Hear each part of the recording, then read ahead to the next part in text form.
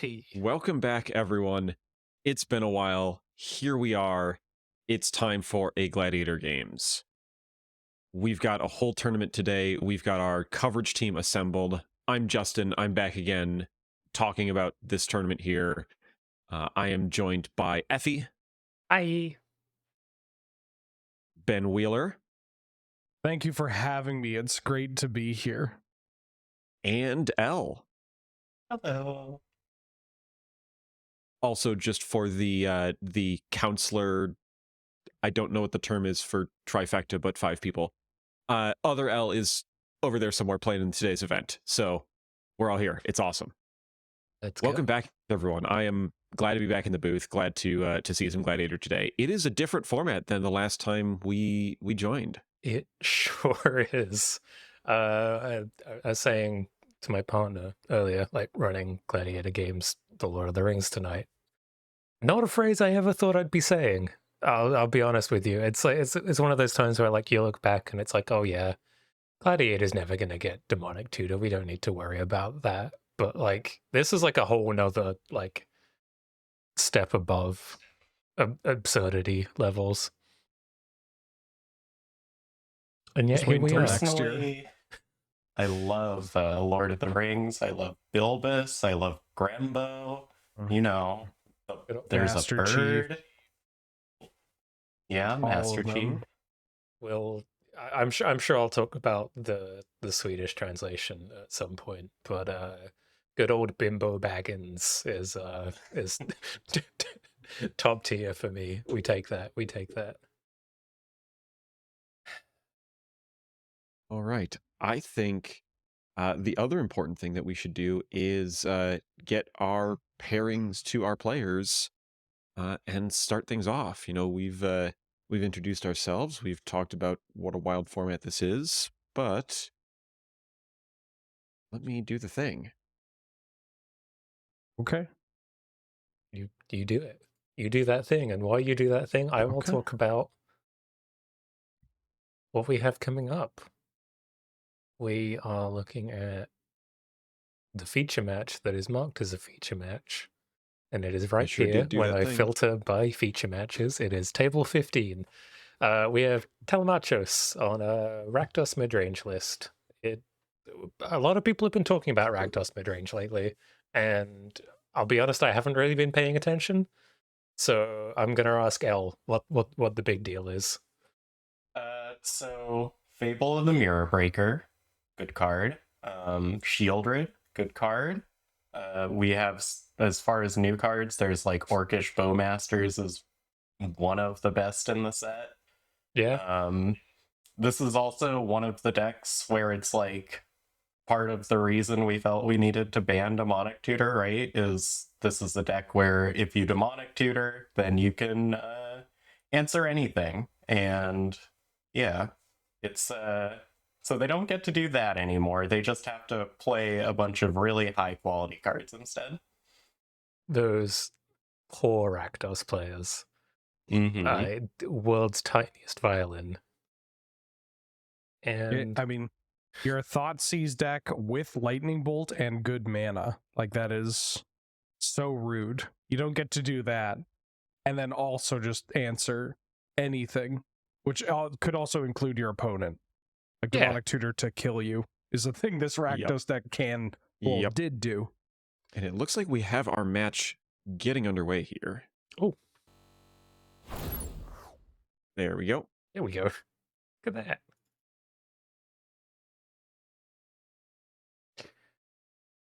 Wait, is this a Mardu Sacrifice mirror? No, it is not. Oh.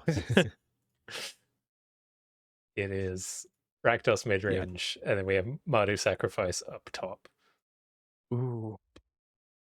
The deck that can kill every creature on the board, and the deck that doesn't care if every creature on their board dies. The deck that says, please just let my creatures die. Yeah. I did also check just to see, because we have seen the Rakdos midrange deck that plays a Reanimator package as well. Telemachus has not gone this way. This is purely creatures that they're intending on hard casting, mostly in the 2 through 4 mana range. Is that a thing that's like fallen to the wayside due to the demonic tutor like ban, or is that just I don't think so. I think that's still a pretty reasonable deck, especially with like you can do the dog combo in that deck. So right, I right, think right, it's right. more of just a personal preference. Like it's two different decks essentially that have like a lot of cards in common, but Like if you're we also shaving, go ahead. I was just gonna say we have some. So our aristocrats player opted not to play their 2-drop on turn 2. I'm kind of wondering why that was. Did they not have a black source, or I believe they opened with red, white, and red. Okay, makes sense.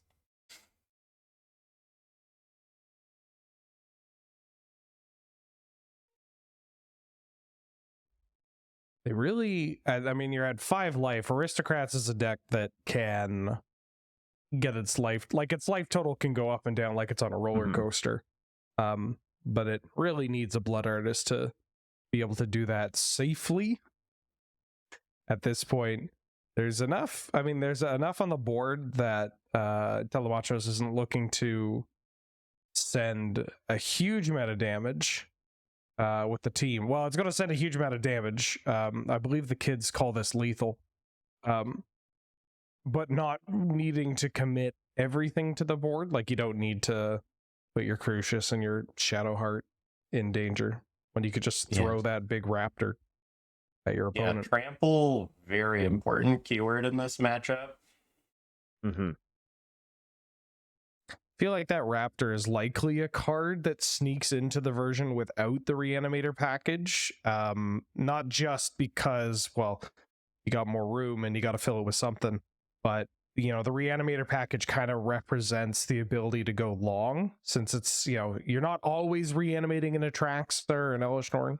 You can be reanimating a Shieldred, or gosh, I don't know, Crucius, like just getting back a value creature. Right. Yeah. And so cutting those bigger, heavier cards for stuff like the Raptor that just lets you close games is great. I mean, that's pretty important. And it does dividends in this kind of matchup, you know? hold of my love?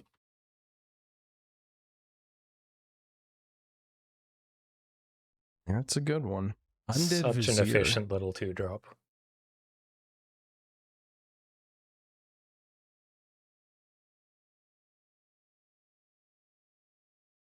So Ela has a couple lines here. If they wanted to, they could play out the Hunted Witness and then hold up Corrupted Conviction, which is a line that I like a lot.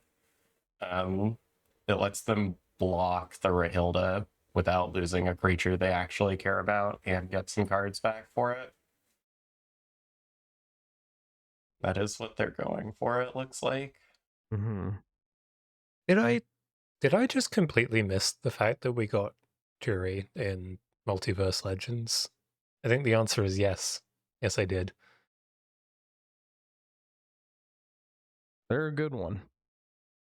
I mean, it seems like a no-brainer in this sort of deck, you know?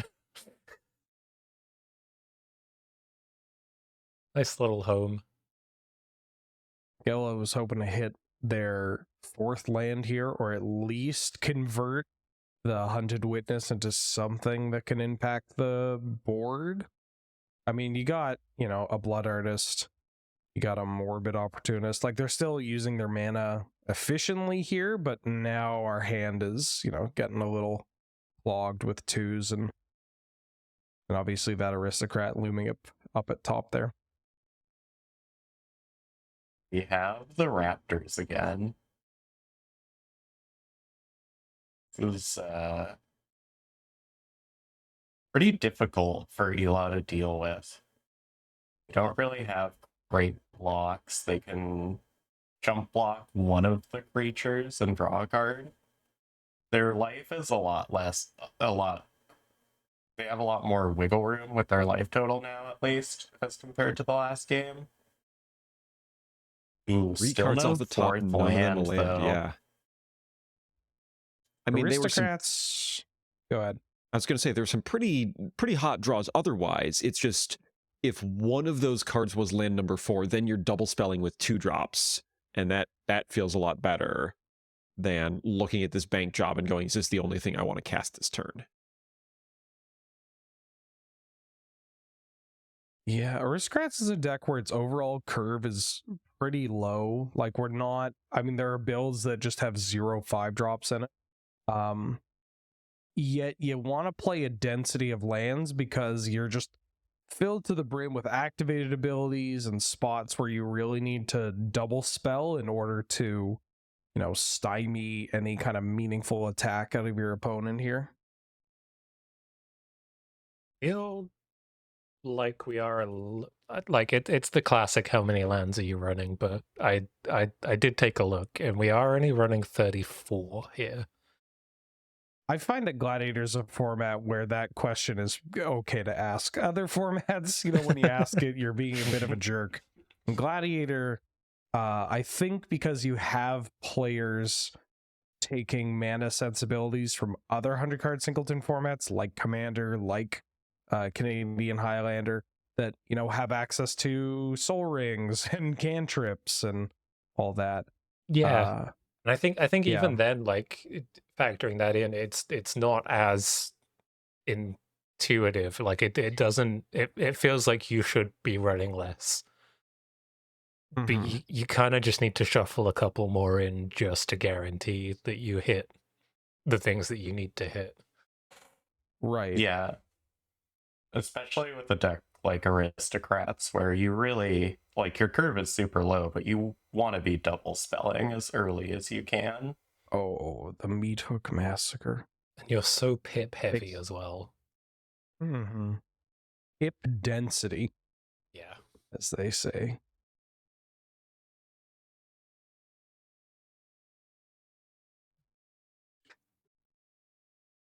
Chandra casting the Orzhov Enforcer that Rahilda stole, which is kind of nice. I mean, this is a good way to building to the board if Eli is on like a languish out of nowhere to just try to clean up the board. You still get a token and a planeswalker here to push through damage, and that underdog in the graveyard. Tough beats for Alan.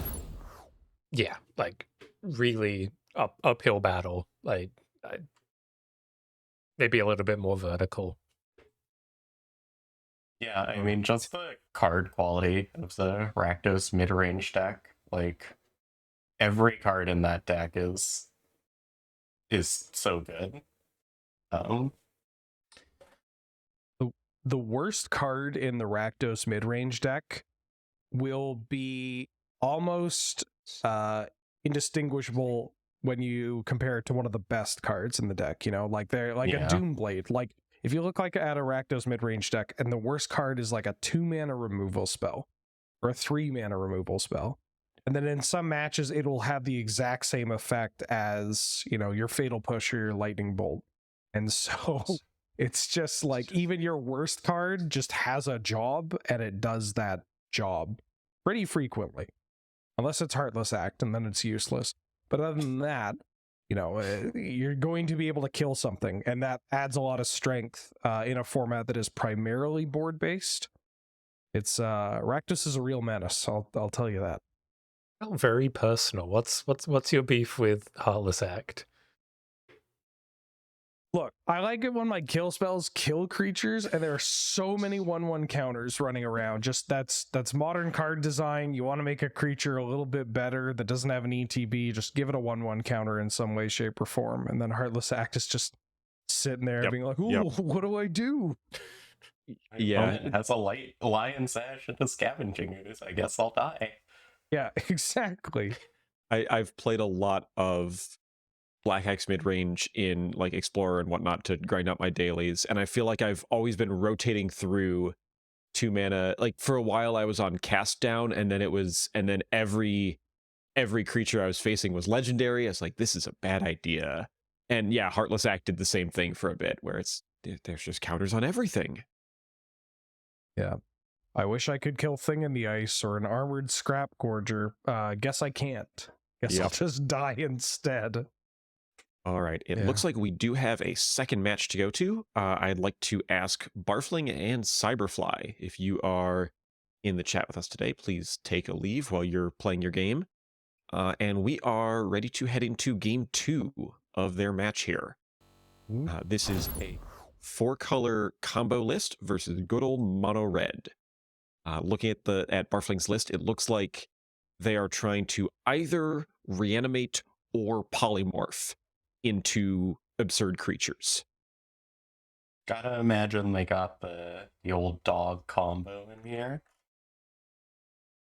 Ooh, we got an let's take a Archfiend look. of the Dross. That's a nice combo.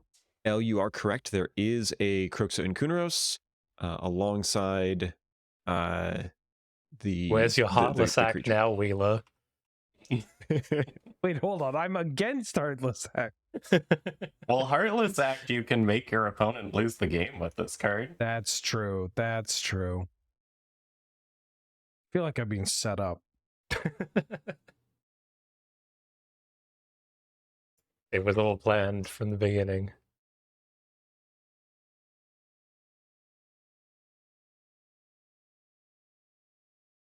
Arfling's at 13, which, you know, isn't nothing. But still, depending on, like, if we see, like, a Phoenix of Ash here, I guess the Otawara is going to do a pretty good job beating out a defensive creature. I'm going Worst to case guess... scenario, the Otawara can also just reset the Archfiend if it comes to that.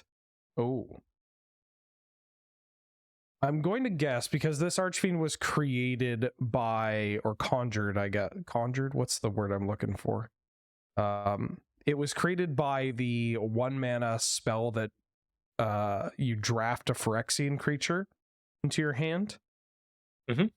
So, unfortunately, we're not going to see a metamorphic alteration combo here, where it's like, I have an Archfiend of the Dross. No, you have an Archfiend of the Dross. We do see Crab, though. There is Crab. a crab. Crab is so good here. Good This Siphon crap. Insight is kind of wild. Oh my god. Oh, that would have been so good for them to draw off the top, but Wow. Oh, no. unlucky. That's so brutal. Bloody Betrayal. I guess fitting of its name. Going over to Barfling there. That was exactly the card that Cyberfly was looking for.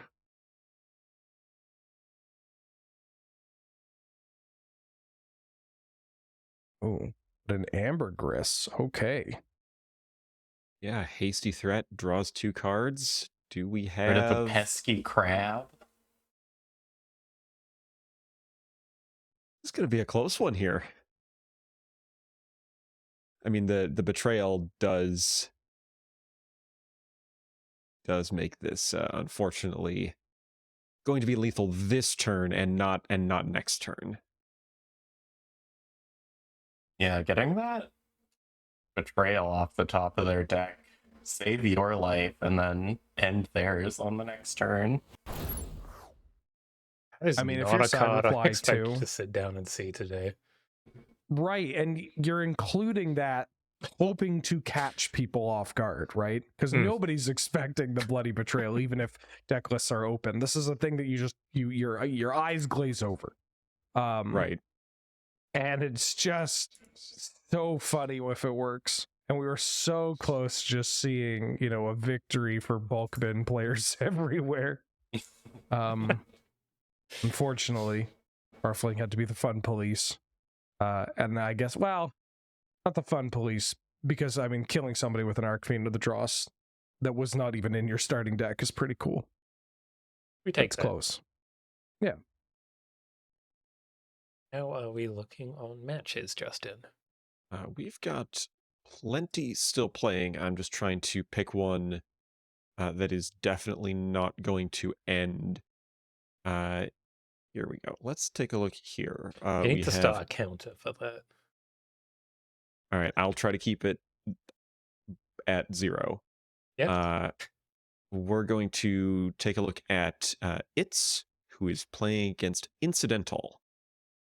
This is Abzan lands against Grixis Control, and they are also they're solidly 4 or 5 turns into a game 2, but with these two decks prepared to kind of grind it out, and we still got hands full of cards on both sides, and life totals barely changed from our beginning. Wheeler is So it's you magic to card. play here. Preview card. Oh, the Oh, get raw. there it goes. Oh, so And it's again, I gone. feel like I'm being set up here. Wheeler, frog. look, a cool frog. Oh, there it goes. Oh, sorry. The frog got ran over by a truck. Well,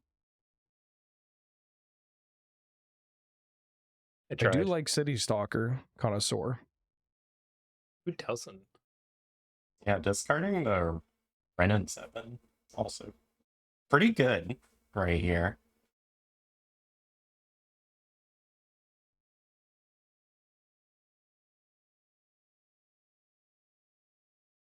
There are a bunch of magpies right outside my window having a little turf war, and it's very distracting.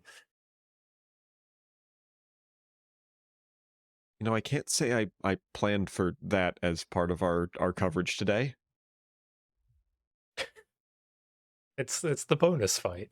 It's the fight between the fights. Yeah, can we get a camera on those magpies? Magpie cam? Yeah, I'll see what I can do on the break. I've always said this stream needed a bird cam.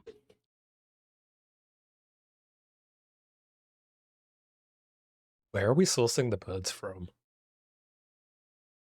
Well, natural sources of the birds.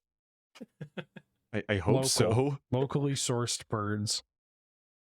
Local Just birds. run outside and grab one. They're free. They could, like, who's gonna stop you? Nicol Bolas might stop you. I mean, We do get to channel our Takenuma and probably get back our Renin 7 depending on what else we hit. I feel like Nicobolus would give me like directions to the local duck pond. I think Just we to could show also get that- the Gitrog. I think I like Renin 7. It plays better into the Nicobolus. Yeah, I think I mean, Gitrog is it's the Gitrog, and you got that evolving wild, so it's tempting. Yeah, that's true. Renin 7. So there are merits to the Gitrog line, right? Like you get to draw the card immediately. It does, I guess it checks the City Stalker, and you're healthy enough that you're not too worried about this Nicol Bolas killing you. But you do lose the game plan of just, play a Renin 7, kill your big creature, and then start making tokens. But maybe the frog is going to be large enough. It's is also Yeah, sitting if the back on frog this survives baleful. and sorry, go ahead. I was going to say it's is also sitting on this baleful mastery if they can manage to resolve it. So that's a piece of insurance, but it's face up, so it is going to be something that there's going to be some sequencing to try to get that to actually take care of the creature.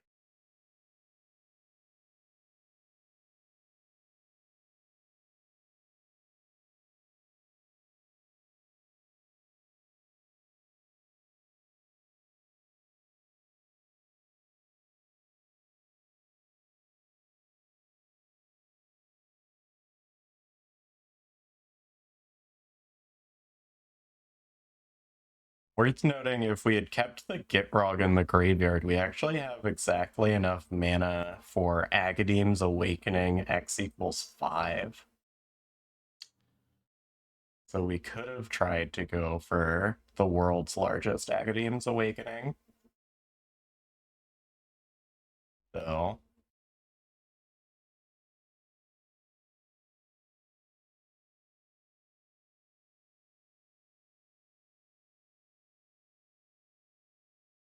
I'm gonna cash in one more here off Ooh. the the get wrong trigger.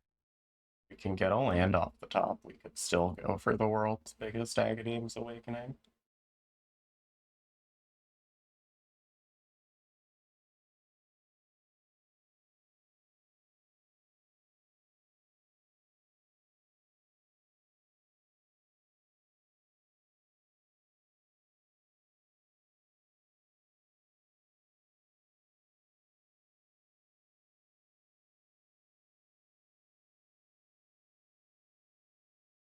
I've been muted. That's great. I'm real professional. I do this for a living.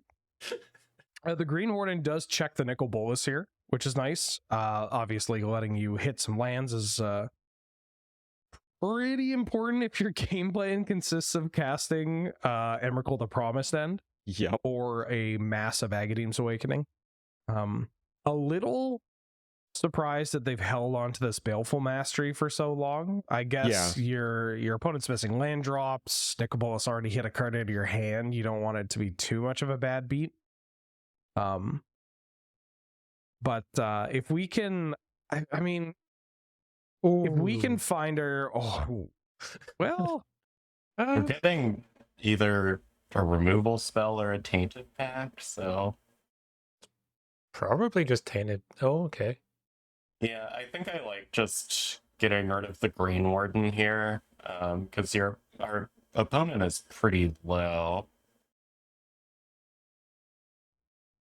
this So we can- does clear the way for a potentially catastrophic Emrakul the Promised End. Yeah. Yeah, absolutely. So I think now, Yeah, now fire off the Baleful Mastery to keep our life total healthy. not only that, but it doesn't matter if we're giving them an extra card because we're Right. the one that's about to use it. We're just giving ourselves more options with this Emrakul.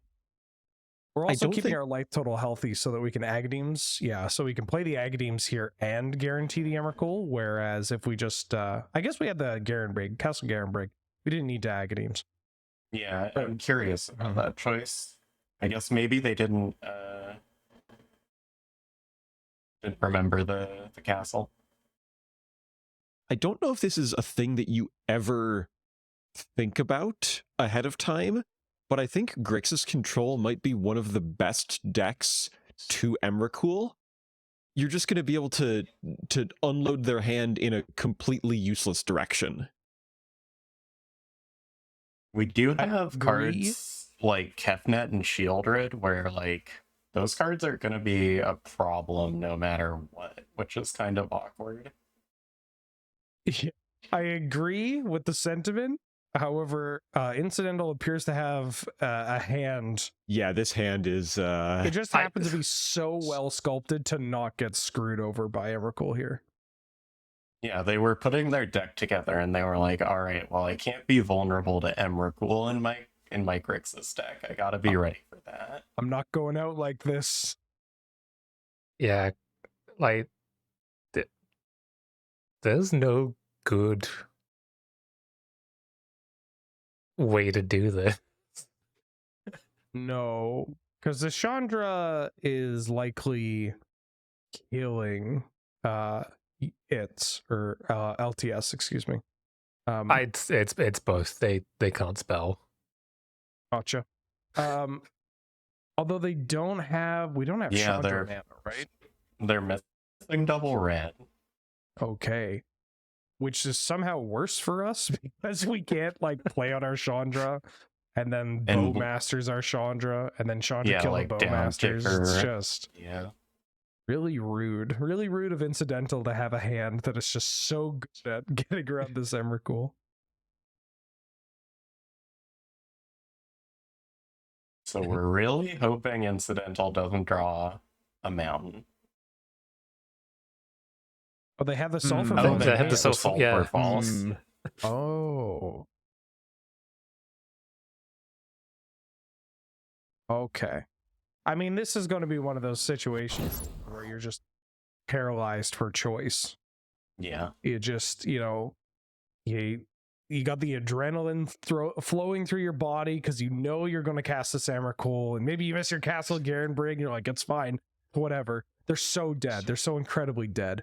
And then you see their hand, and you're like, oh, how do I muck this up?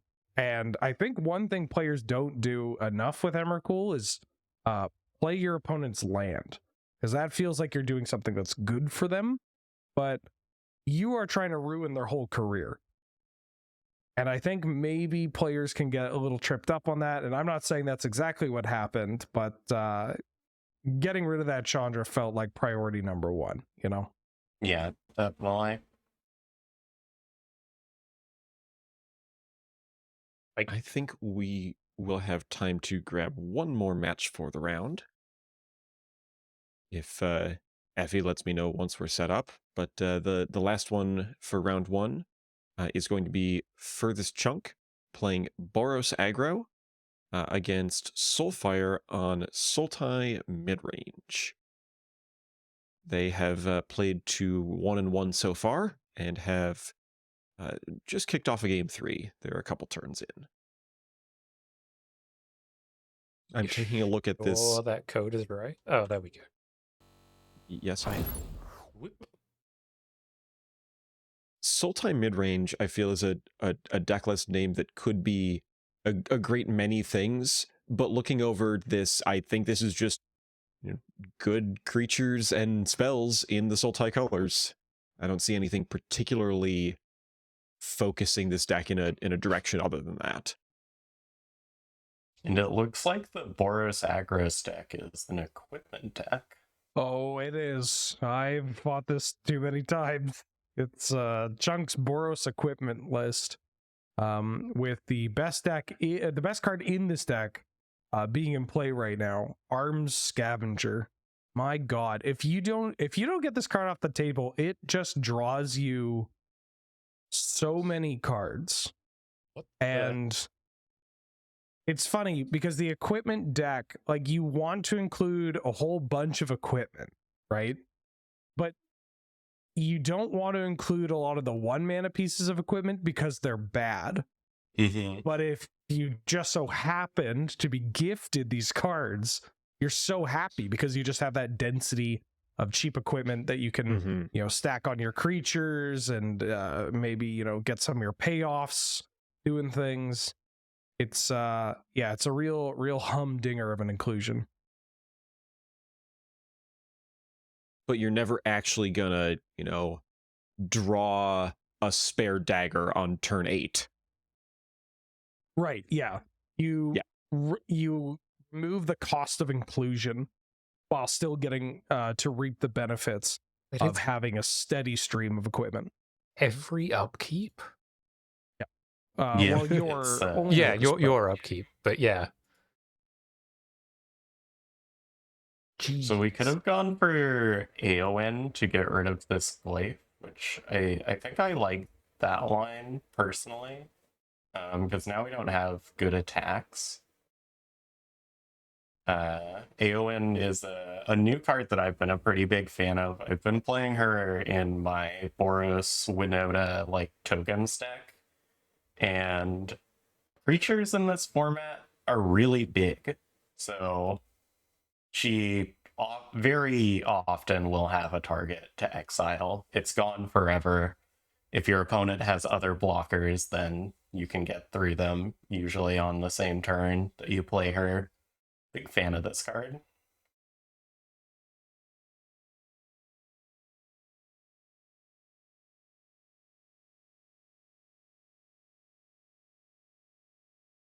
So now Aowen's hitting the board. We're still dealing with this Goyf.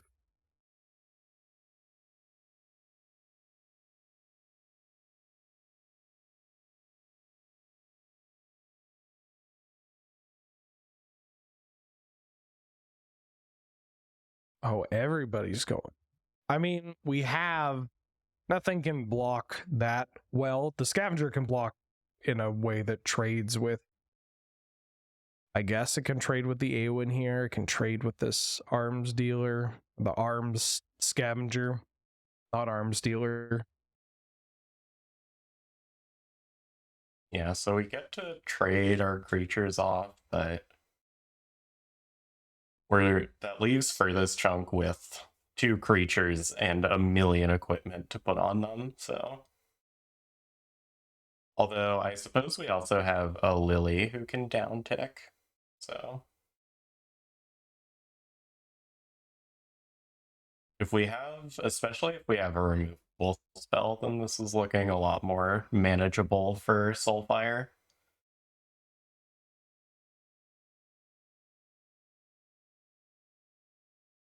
Oh, Well, that's certainly a removal spell. Oh boy. well.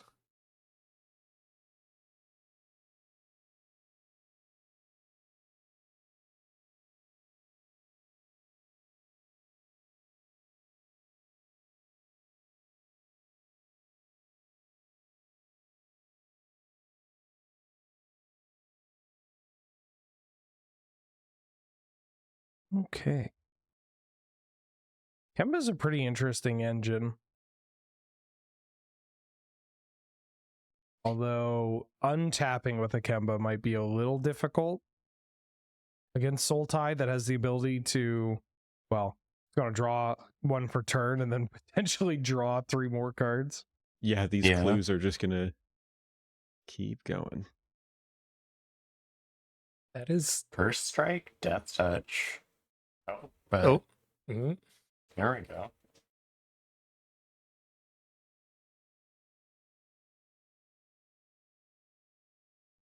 One good draw deserves another. This cat is so big. And if our cat survives another turn, then with the treasure, we'll have enough mana to pump out more cats. And we get our bird back. Ooh, finally more bird content. And immediately using the treasure to reconfigure the bird onto Kemba to get around any potential board wipes or targeted removal that might want to, get the flyer out of the air. Oh my here we go. god. Here's said- a new card. They said the thing. Roll credits. So obviously, the One Ring does save us here, but it's not really like it will just kill Soulfire before too long unless they have a way to reset it.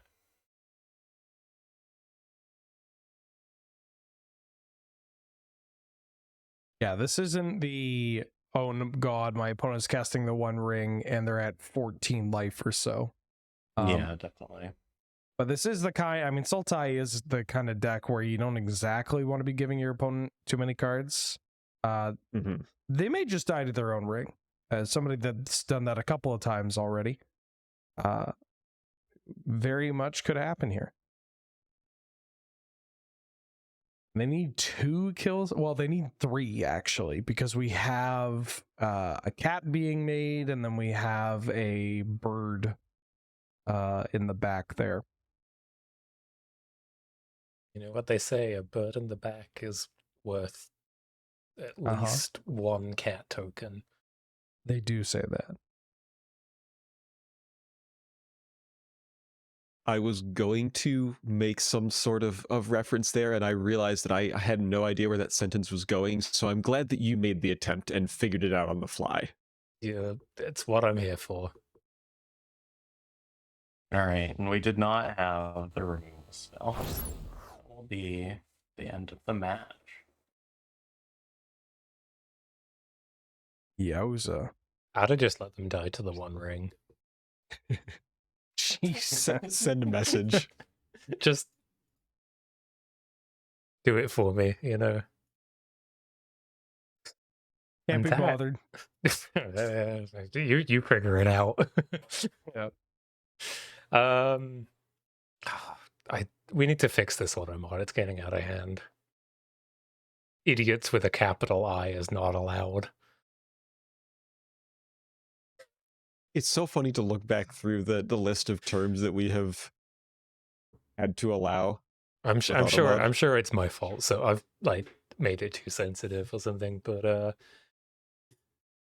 We should probably take a break. We've got two matches left running, and Yes.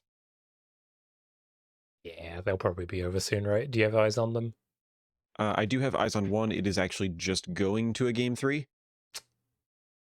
I want to take a break. We can do that. We can run some ads. We can come back. We can talk. Has there been any? Because there's a whole preview thing going on. Yeah, they're we got Oh. cards. Oh, Cards flying in. I click back to new card discussion, and you know what greets me?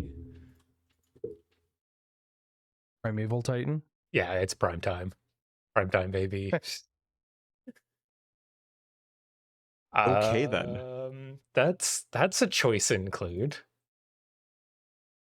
Yeah, really makes me feel good about Feel the Dead not being legal. Yeah. Yeah. Yeah. When nature calls, run. And we will run straight into a break. We'll be back with either round 2 or we'll talk about primetime some more. Don't go away.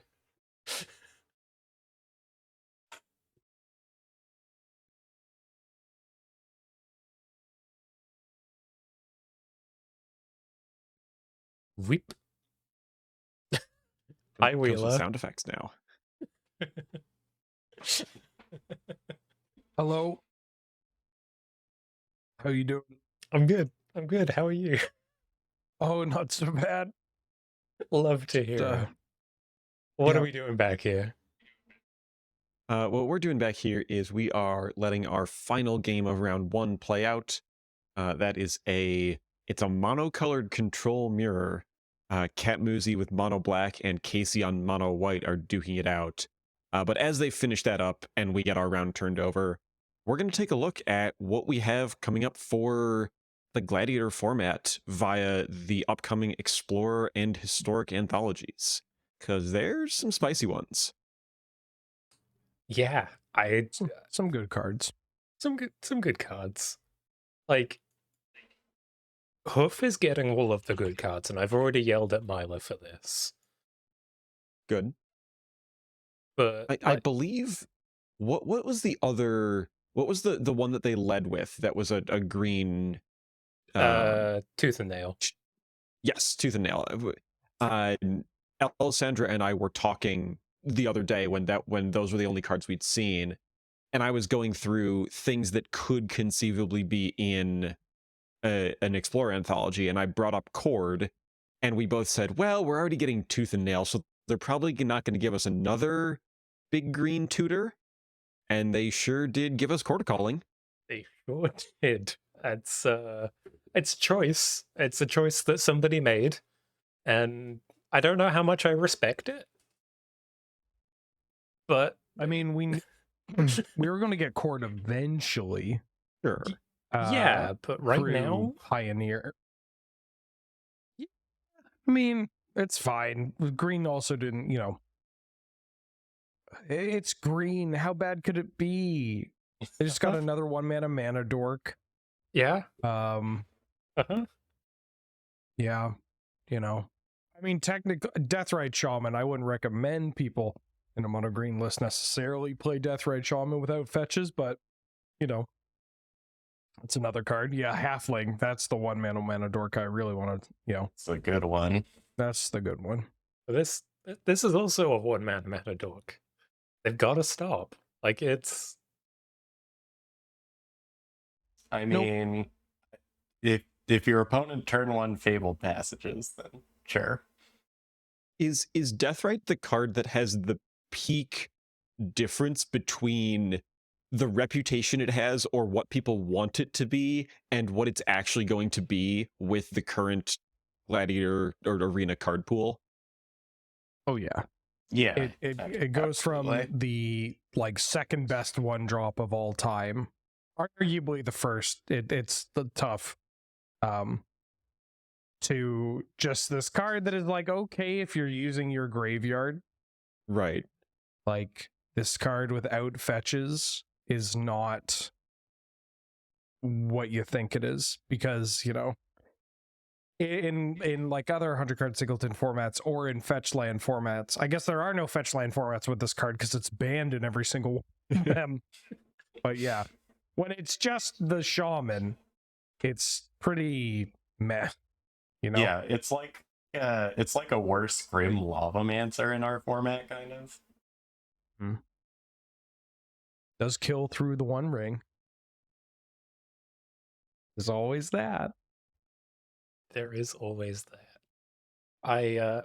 Breaking news. I have confirmation that we are getting Sun Titan. Oh, How do we feel about this large. big idiot? I feel like this is Large lad. your wheelhouse kind of L. Yeah, I mean, I do love a Sun Titan. I don't think, like, it's not. I mean, I would love to reanimate this and get back like a Rafine or get back a Definer of Fates, you know? It's definitely not like one of the premium like reanimation targets in our format, especially because we just got Gristlebrand and Atraxa and you know, we have all of literally the best ones now. It is a bit but- outclassed these days, isn't it? But I mean, I don't know. I got a soft spot for this big dingus. I think also in like there's like the mono white like control or like the big white decks, which are more of a thing than I would expect, honestly. Big white. It's It can, beautiful. I think it can pop up there. But yeah, it's like okay. Realistically. I'm gonna be trying this out in the incarnation decks. Like that is a deck that converts a lot of 3-mana enchantments into 4-mana cards that bring back enchantments, or just spot removal, and then being able to convert like a saga that you're not really going to get much off of into Sun Titan, returning a Banishing Light or a Scour from Existence style card. It's pretty hot. And hypothetically, I'm just speaking in the abstract Uh-huh. because they've announced Sun Titan and Primeval Titan. That's 2 of 5. If we were to say get Grave Titan and Inferno Titan, those are much spicier reanimation targets than Yeah, Sun Titan. those two are hot. The Yeah. Inferno Titan especially. Inferno Titan just kills people. That card is vintage playable from 3 years ago. So,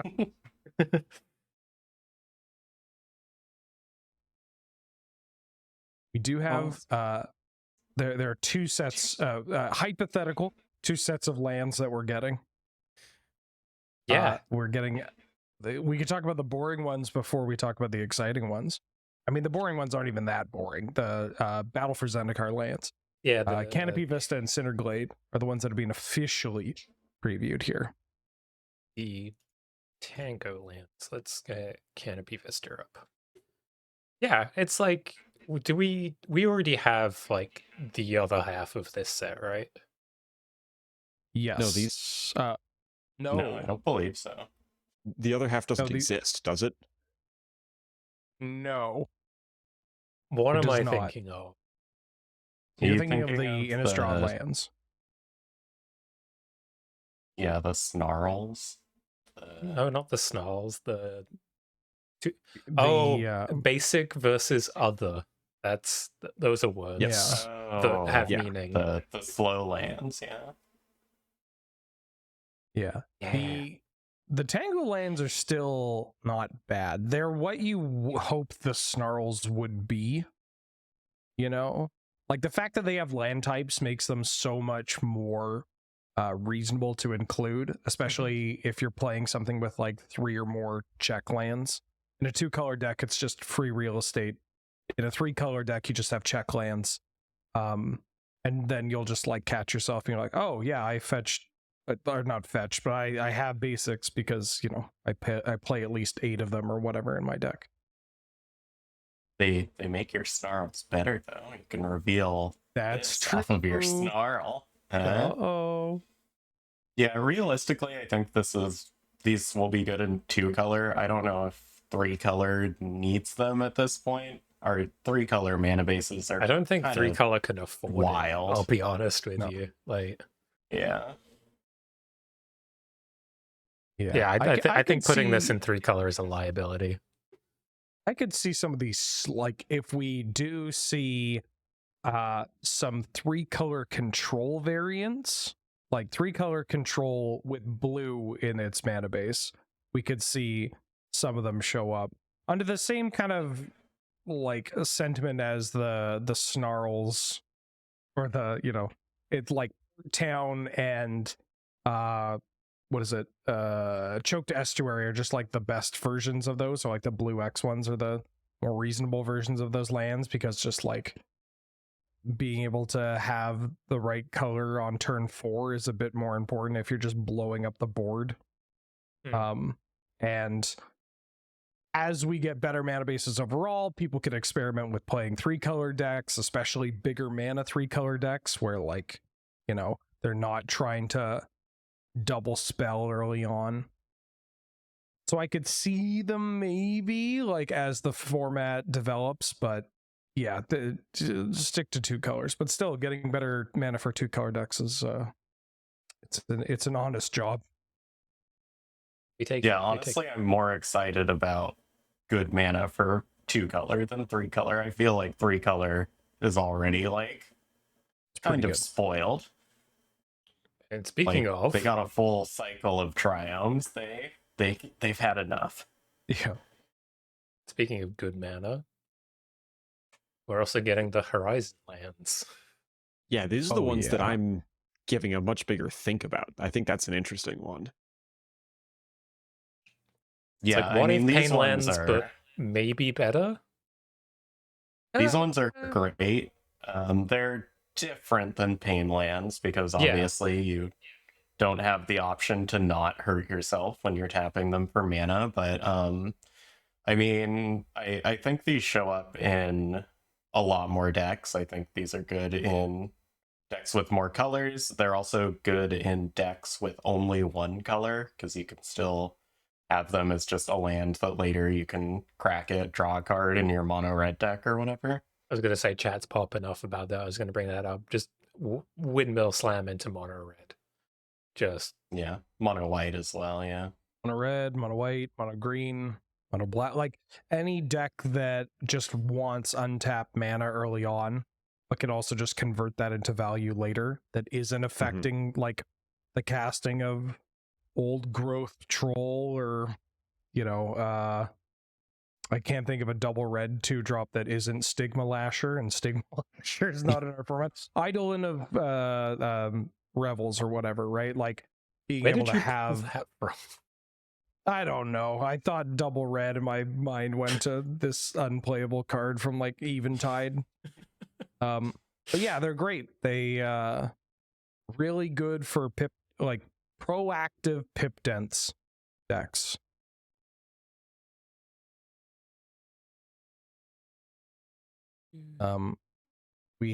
Where did it go? We could talk Voice of Resurgence. Ooh, yeah. Oh, Yeah. please. That's a fan favorite. Please. I'm gonna don't make voice the my, Resurgence while I sort this out. I'm going to make my entirely unserious plea that for true Dragon's Maze authenticity, I want the Voice of Resurgence token to cost a wild card. Cost 2 wild cards compared to the 1 wild card. Right. It was the most expensive card in the set. Yeah. That's upsetting. Anyway, pop off. We are ready to go into round 2. I just need to get the overlay set up. Cool. Yeah, it's good. You know, I was thinking blue counterspells are too good in Gladiator, so it's really nice to see just some punishment for that. This card is truthfully just better in the attrition creature matches than the blue matches. I mean, it's annoying in that, but it's more just like hey, you wanted to, react to what I was playing? Well, too bad. You have to, use your mana inefficiently, or you have to kill this and then deal with the blocker that is inevitably going to scale very well. Right. Yeah, card's Also gross. cool for like the Abzan token, like sacrifice kind of like we have Pattern Rector at home type decks. Yeah. Yeah, where very, very good at dying twice. Yeah, it dies twice. It might even sometimes make you another token in addition to just being a 2/2 that upgrades itself when it dies. Very excited to cast this off Luris. Oh, hell Ooh, yeah. oh wow, yeah. That sounds like You're a a fun monster. time. I mean, there are worse things you could do, but this is pretty close to, Yeah. being up there, which is like, Yep. well, yeah. I feel like if I was recreating this card from memory, I almost feel like I'd say, wouldn't the token be legendary or something like that? And so you can't like loop it excessively, but nope, you can just keep on making them. Mhm. All right. In the meantime, we have begun our round 2. Our players are getting set, so we will be joining a match very shortly. We're going to be seeing one of our players who ended round 1. Cat Muzi will be returning to the table playing Mono Black Control, which is, I believe, a deck that they audibled to just an hour or so before the event. Love to hear it. And their opponent, Sline, is on Abzan Aristocrats. This is a dense list. Just looking. Are you looking at how many black pips are in Cat's list? No, I'm looking at Sline's list. Just like the Okay. selection of creatures. We have an absolute like toolbox of creatures here. What table is that? I believe I featured 19. table 19. Did now at least. And I will remember to keep an eye on players loading in so that we can see some mulligans. But Nested Shambler, Samwise Gamgee. Where I mean, I believe this is basically the deck I was just talking about, right? Yeah, because we're on like Ratadrabic. We're on the Samwise MG Cauldron Familiar combo. Okay. there's We're on 36 lands plus one of the double face modal, or 2 double face modal lands, plus I believe 2 to 3 land cyclers. Like we have the Eagles of the North and the Troll of Khazad Dûm in Sline's deck. We have Cat Muzi pointing something out that Alessandra also put in chat. A little bit of a whoops there, that this deck changeover happened so quickly that we have a Faceless Haven and some non-snow basic swamps to go along with it. So that one might be a little tricky to activate this game.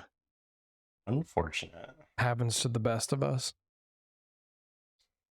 Oh, But we hey, also have another combo, I assume, with Rosie and what's the tree that makes squirrels? Scurry Oak. Yeah.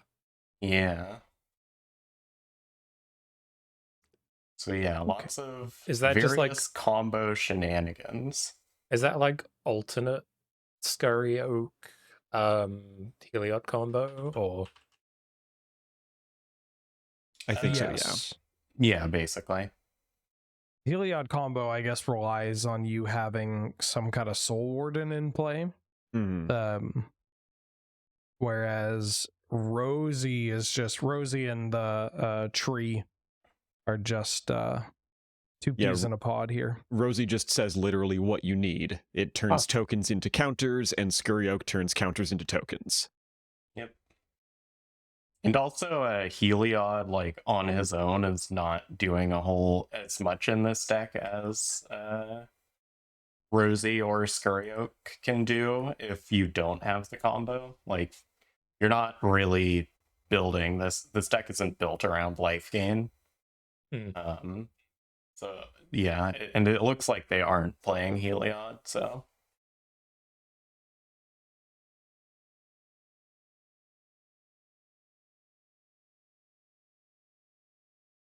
Oh, look out. It's a certified Skrelv moment. This is a certified Skrelv classic. Oh. Oh, Or graveyards, huh? yeah, I really wish they would leave my graveyard alone. I mean, this match in particular is very, or this game in particular is very much a, to hell with graveyards. We have a Kalitas, a graveyard trespasser, and a scavenger grounds in play. No one's graveyard is safe.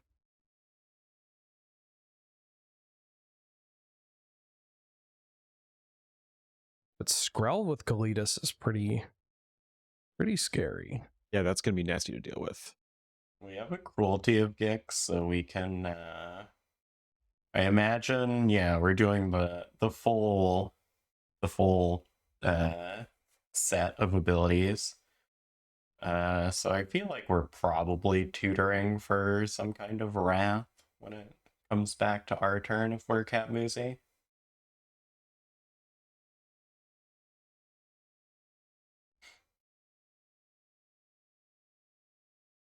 must separate the couple.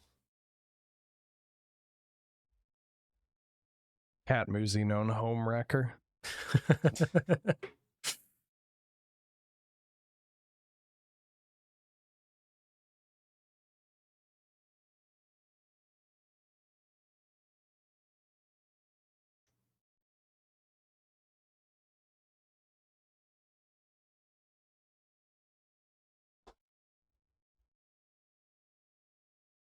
It's a little awkward on Sline's side here, just having to deal with.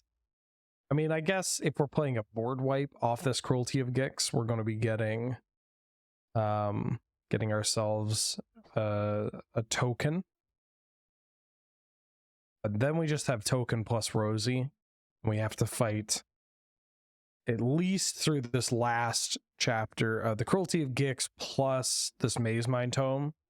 And we don't even know that the shield, Slime doesn't know the Shieldred's there. Right. But Yeah. that's not exactly the card that you want to find out your opponent has just been like playing a game of Magic while keeping this in the back, Catmusi just opting to destroy legends and let this, which I like this choice. It gets rid of your opponent's relevant creatures, and you get to keep your graveyard trespasser. Plus, you can attack and try and flip the invasion. Obviously, imagine we're gonna see a chump block, but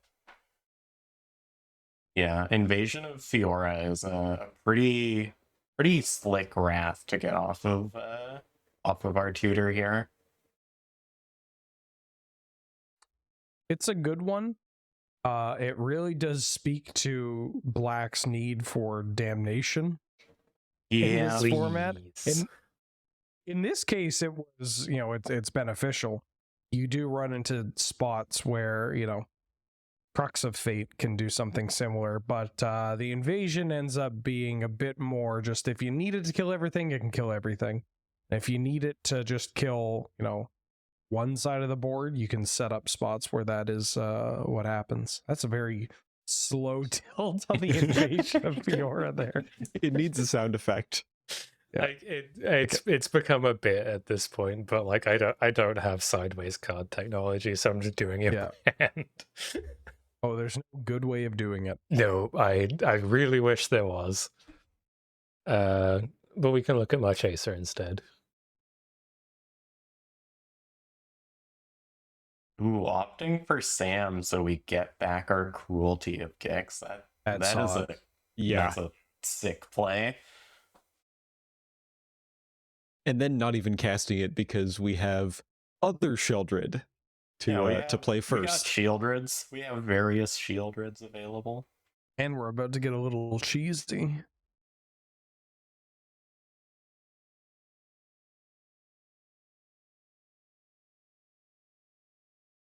Yeah, this is some powerful gameplay here at this point from Camusi.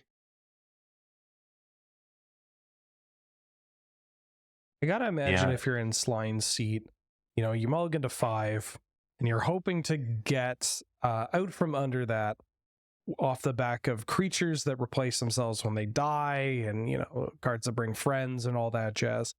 And you're just begging that the mono black control deck just looks to kill everything at all times. And not to say Camusi didn't kill everything, but they managed to play out a more board-based kind of game and really just muscle their way to capitalizing on Slime being down on cards.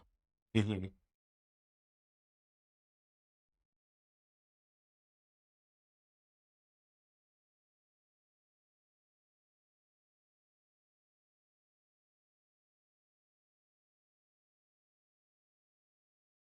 Orcish Bowmasters is potentially going to be... Wolfie, why did you point that out? It's Camusi. They're physically incapable of playing a 100 card gladiator deck. Just play 100 cards, Cat. It's not that hard. It's The really not 101st that card hard. is the Faceless Haven, though. They had to sneak in that Faceless Haven. Did you see the plans for 100 Island Control? I beg your pardon. Sorry, what? I saw this. Yes, it's a running joke. Whenever back in the days when MTG Melee didn't let us do winning buys or losing buys, where you could not give a player a loss without pairing them with anyone.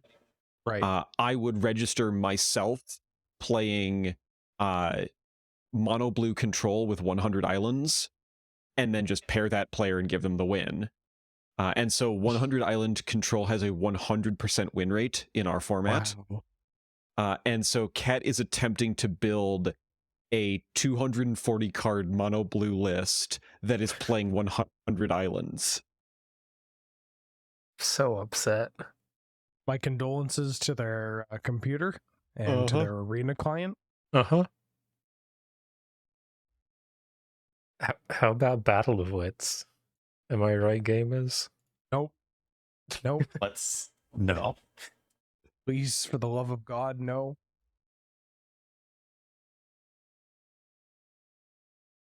Does having like a deck that large also affect your opponent? In terms of like the time it takes to load into the game, yes. But like in terms of like ongoing performance? I personally have not had like ongoing performance issues. It's mainly just like the animation that plays at the beginning where your deck like kind of stacks itself up. But I don't know, maybe it could cause problems. Like knowing you're up against somebody on mobile?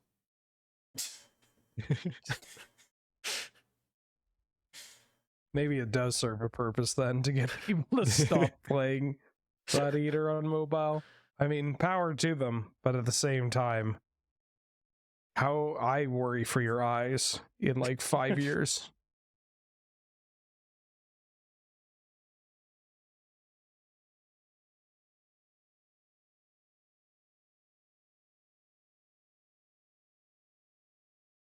Yeah, and we can see in this matchup, Slime is just struggling to assemble the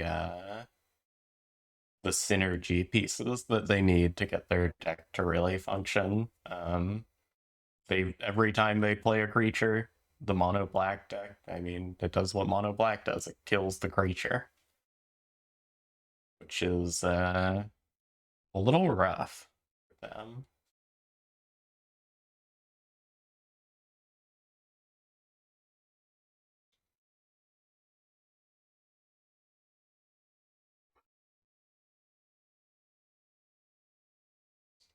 Do we have anything good we can get off of our extraction specialist? We're going for Yawgmoth, which is awkward because we can't play Yawgmoth this turn unless we sacrifice our only other creature, which we don't want to do. We had a carrier thrall, but I don't know how exciting that is. Yeah. And yeah, the cycling of the Savai Triome is also gonna hurt. This Bowmaster's card's pretty good, huh? Yeah. Yeah, let me boot up Why Twitter does and it have an trigger on opinion on it. ETB is what I think every time I see it. Yeah, I'm not sure why it needs one on ETB.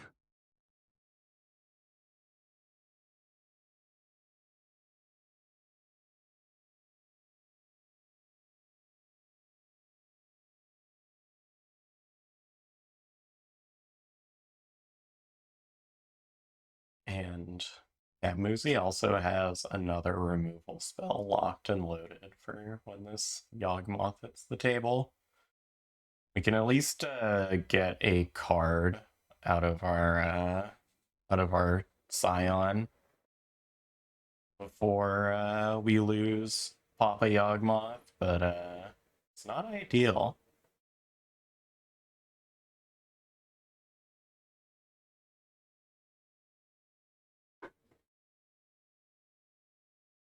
Uzi right now is kind of just doing what Mono Black Control is looking to do.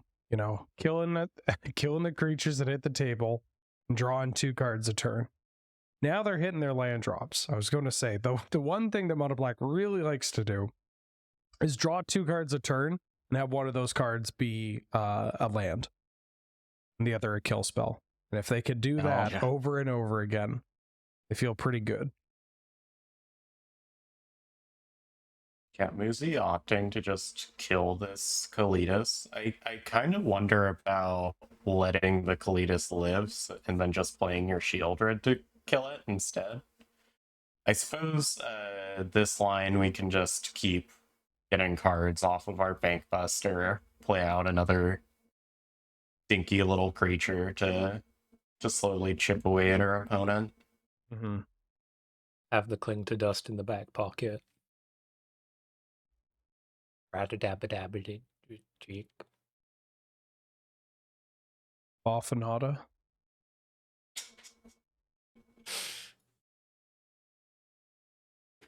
Rabba does have Ward 2, which will make it a little awkward, and it does currently beat the board. Although, well, the 1/2. Yeah, the 1/2 of kill your creature, then Shieldred that, and then crew my Bankbuster and slam for 8. Does well, it does the job. yeah, Mono Black Control against a creature-based deck. Pretty good, turns out. They let black remove creatures now? I thought that was white's part of the color pie. The color pie means nothing anymore. Soon they'll be giving blue. Soon they'll be giving blue counterspells. No. Yeah, imagine if they had like a blue reprieve. Oh God, busted.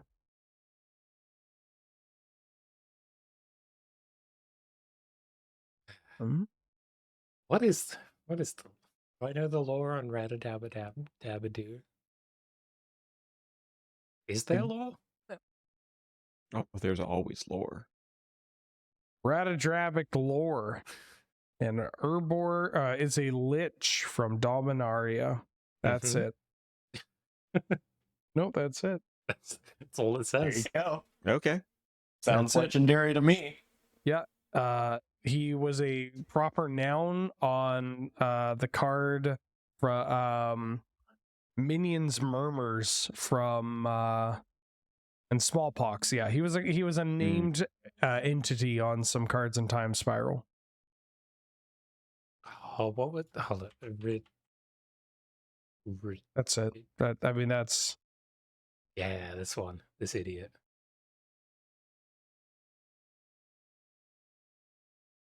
Is it Ridged Kusite? Yes. What have those eyes seen? Everything. Eyes. All Thanks, right, we let's were see very about getting insightful. us. Wow, this is really one of the cards of all time, huh? It's certainly a card you could choose to play. Do you want some sick a sick Easter egg on this card? Absolutely. Great.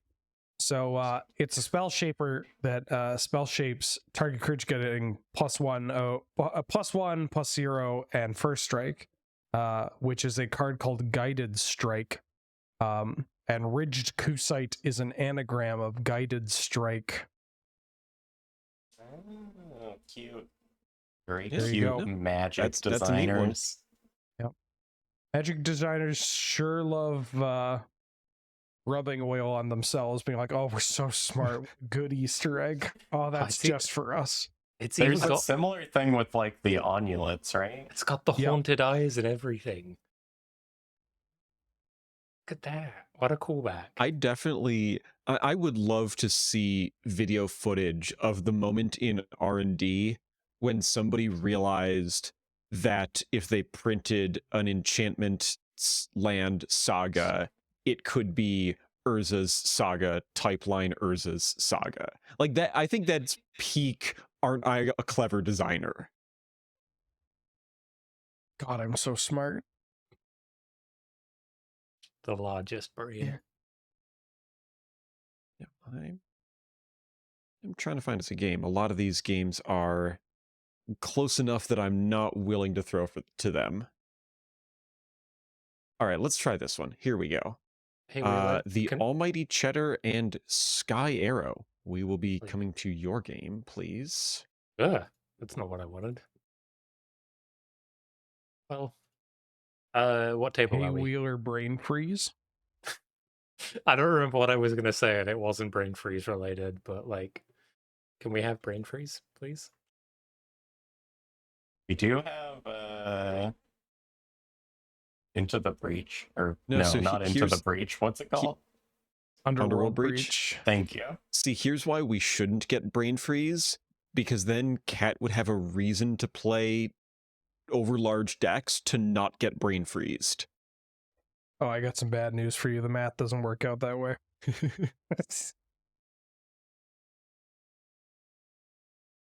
What table are we? We are headed to table 14 with Almighty Cheddar playing mid against Sky Arrow on blue-white control. Here we are. We're in game. Help. We're in game 2. It looks like Almighty Cheddar is just on the verge of pushing us to a game 3. Sorry, we tried to get Billy Boyd on Cameo or whatever it's called, but we couldn't raise the funds, so we have L instead.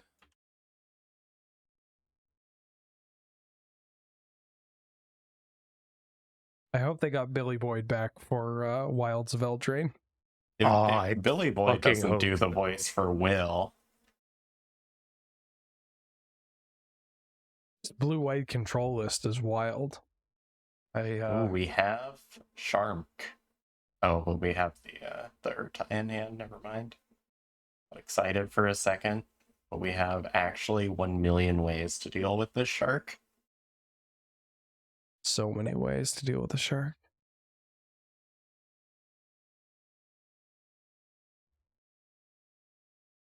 I'm like, no, That's Vi, no, don't say that. We don't need this kind of negativity put into the world.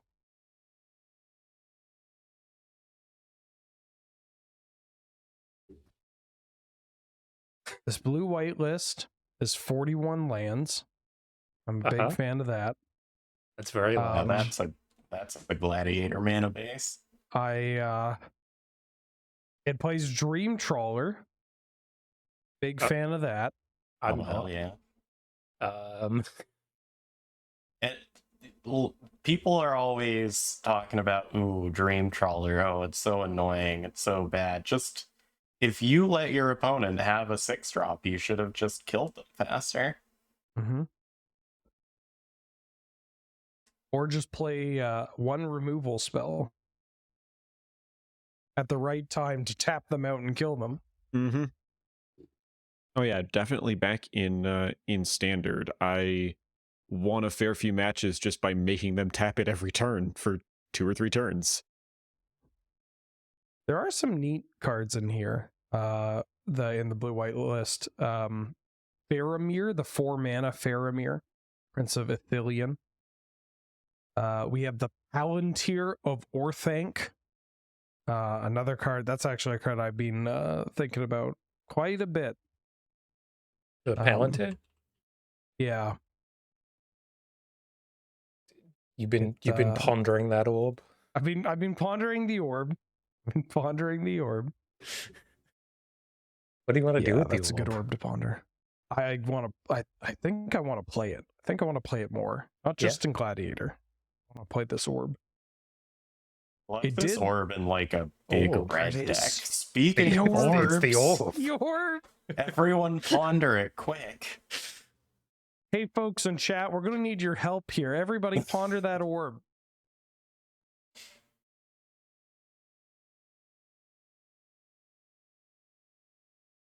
Oh, hold on. I have something I need to do. Is it ponder your orb? Maybe.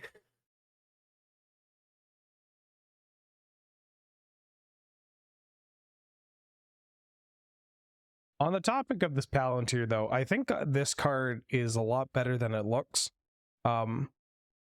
There's a cool little shorthand with if you see a mythic rare that is less than 4 mana, it probably does more than you think it does. And so you have this card that will eventually kill your opponent. That's just like the worst part of this card is that it can just kill your opponent.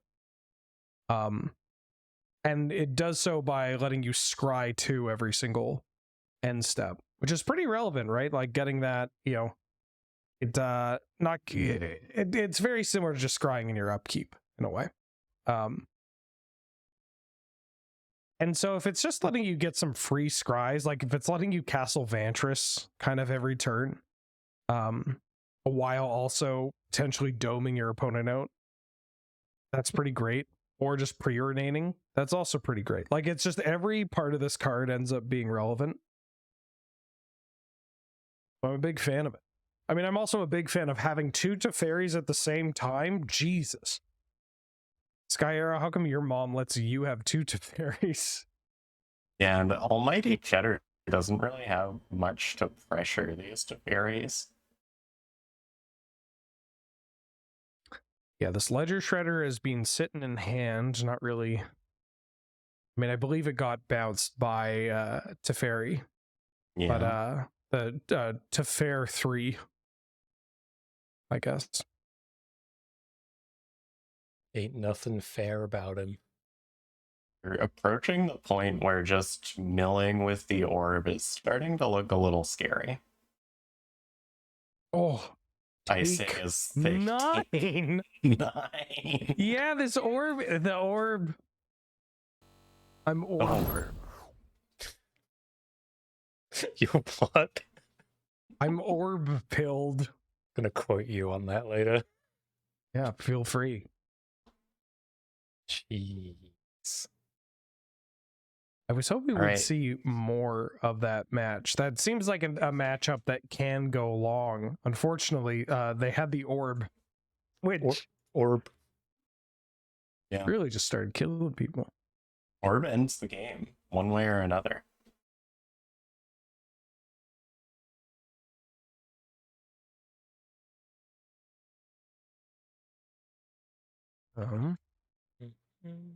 Do we have some other games, or are people just too busy killing each other with orb? This has been a much quicker round. We're down to only 4 matches remaining, only one of which we can see, and it ended before I even sent any info to Effie. So that Boros equipment list though moves to 2-0. Ooh, okay. I thought we had a match going from Axis, but no, they're just laddering right now. The absolute degeneracy of Gladiator players. I mean, it's not as bad as the time that someone was playing Elden Ring. Oh, that's pretty funny. The absolute degeneracy of Souls players. Yeah, no, it was like right after it came out, we had a good little gander. Oh, kitty. Yeah. That cat. Yeah, Mulder needs some attention. Mood. I do have some cool news. Nobody could have saw this coming, certainly not me. Sunken Hollow, the blue-black Tango Land, has now been officially previewed, as well as Frost Titan, the Blue Titan, has been officially if we previewed. see Frost Titan, then we're getting all 5 of them. Part of me was wondering if they would just do like if they would just do like all 4 Titans or the 4 like non-blue Titans and then be like, no one's gonna play the blue one. The Frost Titan's not as bad as it looks. I mean, maybe it has the format has outgrown it, but this card is legitimately terrifying. In blue mirrors. It just locks, like it's difficult. It's shockingly difficult to deal with. It's a real shame nobody's playing blue in Gladiator right now. Yeah, real big shame. I don't know if I'd go as far as to include this in blue-white control, but I could see like a green-blue ramp deck playing this card at the top end. You know, casting a Growth Spiral, maybe casting a Primeval Titan, maybe you're Time Warping. Has it been around? Yeah. No, it hasn't been eroded to Ward 2. I could also, I mean, it's a very niche deck, and it's certainly not like a competitively viable deck, but in big blue, I think that is like the most solid home for this deck, or for this card. Oh yeah. Big blue getting Worn Power Stone and Frost Titan. Yeah. Worn Power Stone's a pretty, and Cyclonic Rift, actually. Yeah. Oh god, we haven't even talked about Psych Rift yet. I forgot No. about Cyclonic Rift. So Psych Rift in 1v1 is shockingly strong. The flexibility of just boomerang for tempo purposes or for not dying in combat is pretty reasonable. Like that's just your floor. And then end of turn, nice, here's my River's Rebuke. Right. Like instant speed River's Rebuke that you can just flex cast as a 2-mana save me or push damage. Is pretty hot. It's pretty good. Yeah, I think this is definitely going to be one of the best bounce spells we have available. Like, yeah, bounce their token if it's early in the game. If it's later, then ruin their whole life. Yeah. We haven't even talked about one of the most exciting inclusions. Bloodbraid Elf. You talked about in the this historic on anthology. break. I do want to roll back to this for a second. Why isn't this Ward? What is the difference? Because it came out before Ward existed. Yeah, but they changed a bunch of stuff to Ward, right? That's true. I don't think they changed things to Ward. Did they not? No. Judge? I don't think so. Okay. They changed Surveil. That was the Right. big one. Yeah, that might be what I'm mixing up. Yeah. Anyway, we were going to talk about looks at you desperately. Elf. Bloodbraid Elf. Bloodbraid Elf. What can Pretty you good magic card. What can you Bloodbraid delve into? Lelia. God. Bank Domri. job. Which? Bank job. Bank Ooh. job. Yeah. Crucius. Yeah. Reckless Stormseeker. Miglaws. God. Ragavan. Fable. Yeah. Yeah, okay. Fable This the card might be Mirror good. Yes. Like even Bloodbraid into a mana dork is just not that bad. Sure, It's- yeah. Yeah. Still 2 You'll bodies. take that. Yeah. It's Anything. pretty good. Cabaret Revels, get out of here. Finally. Seismic is going to do heinous things with this card. It's not a legend. I don't think they care. Well, it comes with a legend, you Yeah. see, because True, my yeah. Bloodbraid Elf is going to also play Errata for free. That's messed up. Or a one. Gallia. Just like play a 3-drop, turn 4, play this in Gallia, and then attack with everything, and then get the Gallia trigger. Or I the do like Ambergris or whatever. Like, ooh, I do like the Party Satyr. that's a gross one. I like how Johannes Voss was told to tone down the partying in the art. Yeah. It's too much. These drunk satyrs look too happy. Actually, there's another card that we haven't talked about yet that I think will get overlooked, but it introduces something to the format that is not scary is not the right word, but it is very frustrating. We're getting acidic slime Ooh, yeah. Okay. in the historic anthology. And acidic Overlooked. slime, Yeah. yeah, it's just very flexible at dealing with, obviously artifacts and enchantments. The death touch makes it annoying, but it blows up a land. Yeah. And it doesn't give them a basic or anything.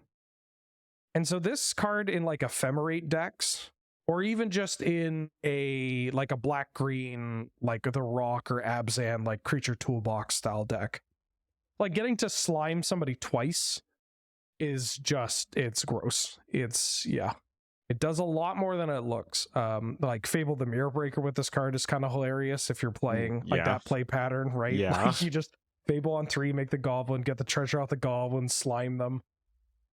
It's pretty gross. I think the closest thing we have to this style of card is, it's not Agent of Treachery, right? Like we have Goblin Rune Blaster, but that's on cast.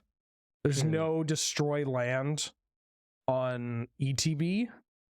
I don't think. Not that I can think of. No. Or at least not attached to a 5-drop. Like a Ravager Worm, and there's some other things. But this is like a castable card, It's a card that you can cast in like a reasonable time frame. Yeah. Yeah, we have the Troll Saga. Who has time for the Troll Saga? Isn't that 6 mana or 7 mana? I think it's 6 mana. Waking the Trolls. Yeah, 6 mana, destroy target land. It does some other stuff too. Thankfully, you can't ephemerate the Troll Saga. And you know what beats the Troll Saga? Acidic slime. It does. Yeah. They destroy your land, you destroy their saga. Yeah. It's going to make for some frustrating matches for some people. Are we? Yeah, we're probably done, aren't we? No, we have 2 control matches going. Could stop. Stop. Lucky us. I've told you all, And I you're not can't- allowed to play control mirrors. It takes too long. They need to play more orbs. Yeah. Those Bring the- games would be over if there were orbs. Bringing the orb back. We do have more anthology cards we can talk about. Well, you want to talk about Abbot that's of... some good orbs. Oh, did you miss that the Yeah. first time? Yeah, I did miss that the first time. Big Uh, fan. What, you want to talk about Abbot of Carol Keep? I mean, Abbot of Carol Keep is just kind of red decks are happy. It's a Yeah. good card to play in red. Xenagos is kind of interesting. Xenagos got a Revels. Mm-hmm. It's a Yeah. card that looks worse than it is in Thayer Magic. Like in, you don't need a World Spine Worm with this card for it to start killing people. Yeah. You know? It's also pretty good with Tooth and Nail. Not that Tooth and Nail needs any help, but you know, if you're not Tooth and Nail, like if you're like a red-green hoof variant, Tooth and Nail for Xenagos plus something that isn't Craterhoof Behemoth is pretty strong. Like you could play the Emrakul if you really wanted to. And just like slam somebody for 23 in the air with trample, or 26, excuse me. These old Theros gods are really hard to get rid of. Yeah, Like it's a silly thing to say because that's the point, but like in the cards that see play practically right now, how do you get rid of an indestructible enchantment in any reasonable fashion? right. They are, and worth noting, Xenagos is out of Skyclave Apparition range too. Like one of the common ways that somebody could get rid of like a Clothis is just, it's permanently get rid of a Clothis, because even just like a banishing light against a green X deck is like not the most surefire way of dealing with something. But yeah, this card it's once it hits the table, it's there forever, and so it just gives that this added dynamic of, it's like combination Gruul Friends plus like Rhythm of the Wild style. Well, I guess the Gruul Friends is give haste, but the trample is trample's big. Does this card give trample? I gotta tell you, it's one of the things where if it's not in front of me, my brain automatically defaults to like, oh, this card's just, it's killing people. Yeah, it's one of those things where once it's in play, now any random creature that you happen to top deck is automatically a very serious threat. Yeah. So don't just ignore this card, because it's a lot. Hope you like emblems, because this is basically just an emblem that can turn into a 6/5. Looking better and better lately. I mean, the One Ring. Now we have Xenagos to worry about too. Like, destroying artifacts and enchantments, great, but exiling them, getting a lot more relevant lately. So cheap as well. D-Spark is kind of in that similar spot too. I've definitely caught myself thinking about D-Spark a bit more than I would have a couple of months ago. What's the? I gotta let my cat out. She's loose. What's the other one I'm thinking of? Is there a Strixhaven one? Well, there's the one that exiles a mono-colored Vanishing Verse. That's Vanishing Verse. Might be the one I'm thinking of, but that doesn't hit Xenagos. Yeah, it doesn't hit the One Ring, and it doesn't hit Xenagos. Oh my god! Don't play that card. Get that card out of here. I don't want to look. No, at that card is good. Do play that card. I know. Bad advice. Do we have Anguished Unmaking? We do have. We do Anguished have Unmaking. Anguished Unmaking. Yeah, that's a 3 mana. What is this? 2020 Gladiator. 3 mana, and you lose life.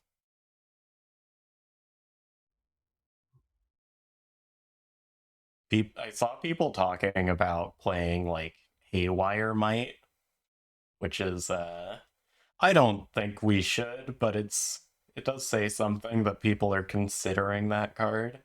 That's a card that loses a lot of value in a format without Urza Saga, either because you can't Urza Saga for it, or because there are no Urza Sagas to blow up. I think a similar, like in a similar vein, but more playable, I think, is the 1/3 Changeling from Kaldheim. Yep. Ooh, Masked Vandal. Yeah, Masked Vandal. Yeah. I think that card is it saw play for a while, and then we got like better versions of like Rex Age style effects. Yeah. But since Exile is more important lately, I think that card can probably make it back into decks. It's funny because Haywire Might is one of those cards like Deathrite where people are going to overvalue it. Like, especially now, they might consider it as their card to deal with stuff like Xenagos and the One Ring, because of the position it holds in formats like Modern and Legacy and whatnot. But for context, in a world without Urza Saga, did you know that there's an alchemy version of Haywire Might that is just better? They made an alchemy version of Haywire Might. They're like, the original version is not good enough. We needed to gain 3 life, and it has to be a 1/2 instead of a 1/1. So it's the kind of card that, in a world without sagas to hit and whatnot, it maybe doesn't have as much juice. What card Masked is Vandal, that? I like though. Divine Gambit. No. No. No. Which alchemy card are you talking about, Wheeler? Alchemy Haywire Might. Oh, Like they it just- rebalanced the yeah. card. Oh, Yeah. okay. Okay. Can I do that? I think I can do that. You just search Haywire Might, you'll find them both. There we go. Yeah. Yeah, that's the alchemy. They just made it better. It's this card in a world without Saga. And not to say Saga 12 times in one stream, but it's literally just Urza Saga. I mean, there's some splash damage on other stuff. We don't have, like, you know, we do have Goblin Charbelcher. Actually, every other artifact that I was thinking of, maybe we do have access to, but we don't have Cauldron Complete. That's the other big one.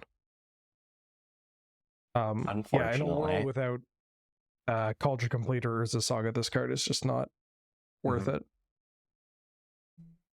Imagine. Do you imagine us getting we can only hope that the next time, if we get another like Jumpstart Historic Horizons, we get Urza Saga, we get Cauldron Complete, we get I don't think that's a Stoneforge world Mystic I as a want to live treat. in, Wheeler. Come on, you don't want to play Gladiator with Fury and Solitude? Yeah, see, people were talking about this. I don't want to see them. Get them out of here. That's fair. That's fair. I would settle for a Gladiator environment with just fetch lands, Mox, you know, Power 9. You're killing me. It depends on how many birds you cast. But they're already on the client, Wheeler. That's true. It makes it so easy. Give us all the original dual lands.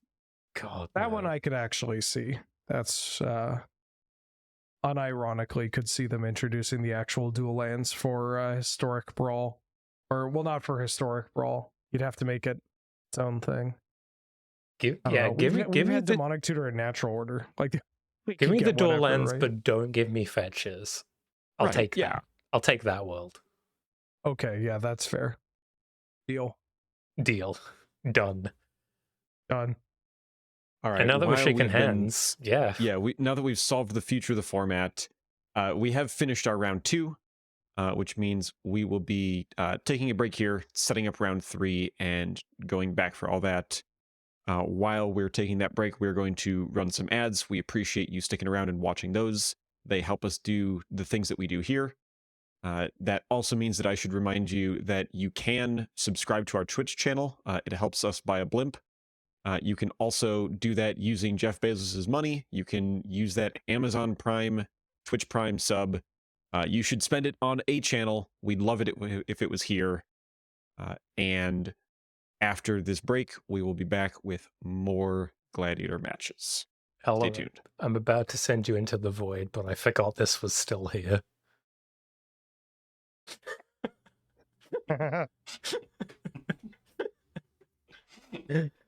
See you all in a minute, everybody.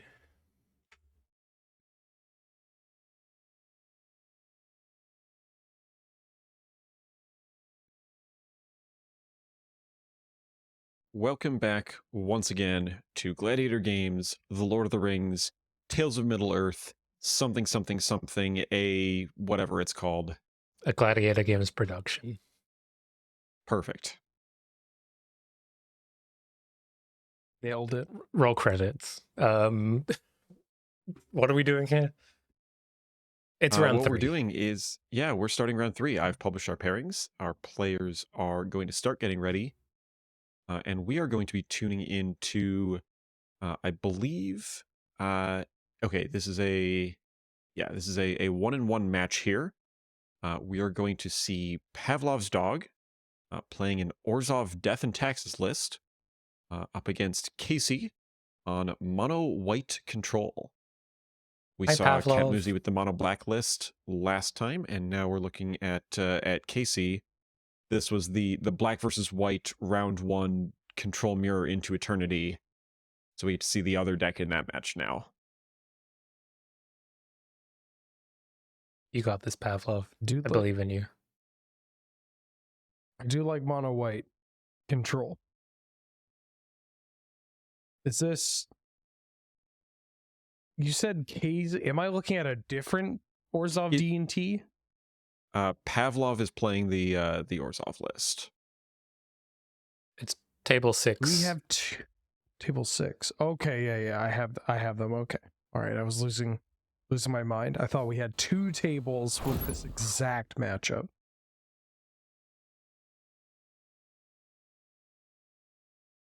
Yeah, we've been seeing a lot more of mono white control. People are going, we don't have cantrips in blue. We don't have that many good counter spells. What if I just didn't play that color? And it works out pretty well, it turns out.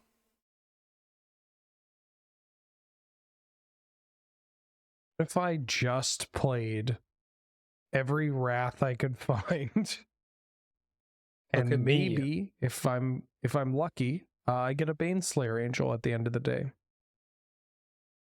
Ooh, and an orb? Okay, yeah, now we're doing it. I'm for orb. Orb? I was tuned into a little bit of the of Casey's game earlier. We saw the One Ring at full power. Apparently, in all 3 games of that matchup, it was it killed Casey in game 1 and did not in games 2 and 3. So we'll have that to look forward to as well. I tell you, Search for Glory is getting better every day. You know, Yeah, being able to for tutor sure. up the One Ring is a pretty powerful play pattern. You can also tutor it with Thalia's Lancers now. Ooh, it's that good stuff. Also, what do you mean we don't have cantrips? There's a Thraben Inspector and a Slayer's Bounty in play. Those are basically cantrips. Yeah, we have cantrips in the good color, white, but not in the I see. bad color, blue. White has the best counter spells and has the best cantrips. Come on, Serum Visions. God, I would love Serum Visions. Give me an anthology that's just Serum Visions, Preordain, and like Sleight of Hand. Ooh. I'd take a Thought Scour and a Mental Note. Oh, yeah. We have a little bit of a slow start from the DMT list, which isn't really what they want to be doing in this matchup. We do get the synergy from our Thraben Inspector and our Slayer's Bounty for Kazi. That's so sick.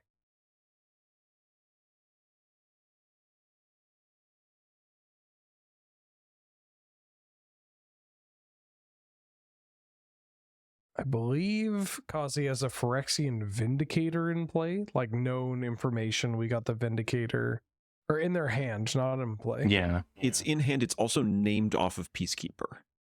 Ooh.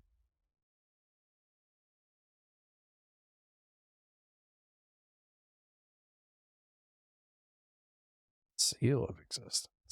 Now, Seal double white means we have enough devotion for our Nykthos to start actually generating mana.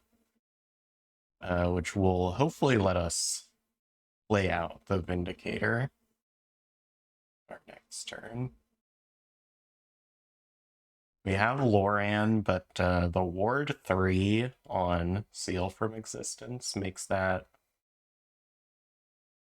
a lot less good here than it normally would be. I It's actually like don't hate Loran on the Slayer's Bounty if you're looking to really restrict like cards. Like if I'm Pavlov's dog and I don't have an aggressive hand and I don't even have a particularly disruptive hand, then I have to fight on some axis. Because if I just fight on like put a cult conscript into play, I don't know what good that's going to do. No, it's not a realistic game plan to take over.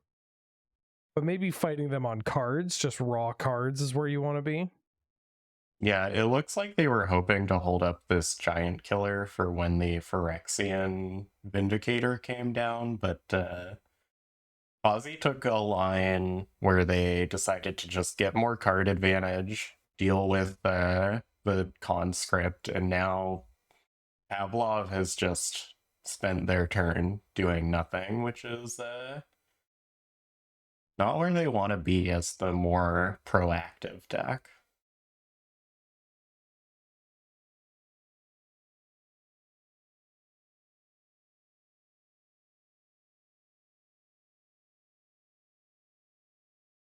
Ooh. Oh, Eugene. How would you want to see?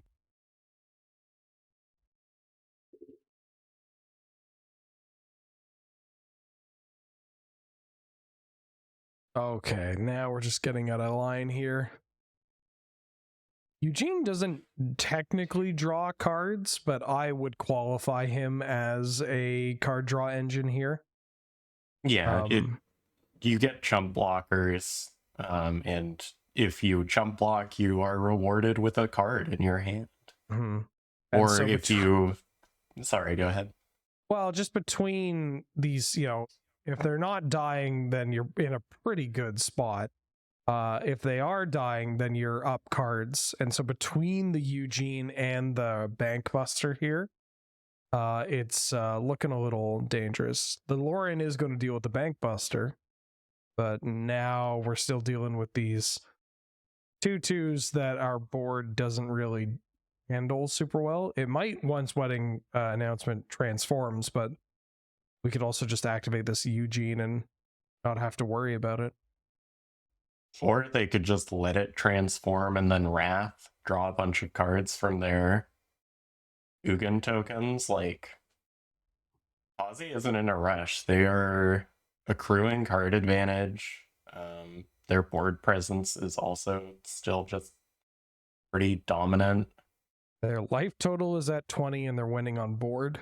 They're not the deck that needs to do something, Well, Oh, 3 mana boat. Oh, that's a big boat.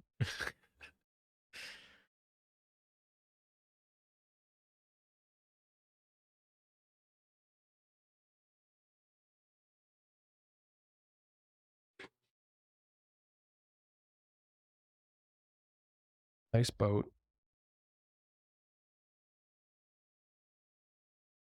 Not hitting the second black. Gotta feel pretty bad too.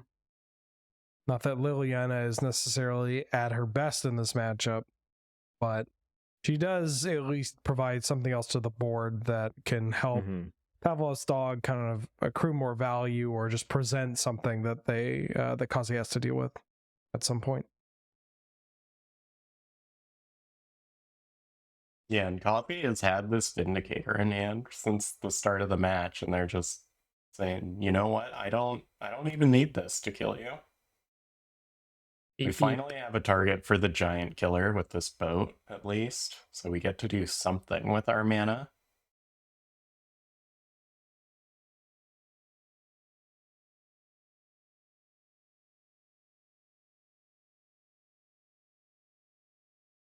I think I would have liked to see an equip on the Shadow Spear on Pavlov's turn, so that these Ugin tokens can't just get free damage in.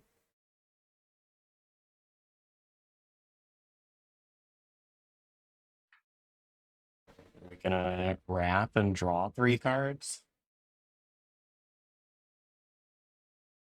I feel like if we're committing all Oh. these to an attack,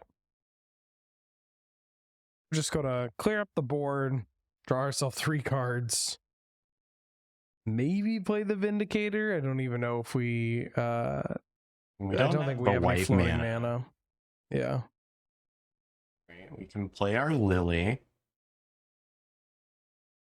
Which I think we, auto tapper, like, spent all of our white there.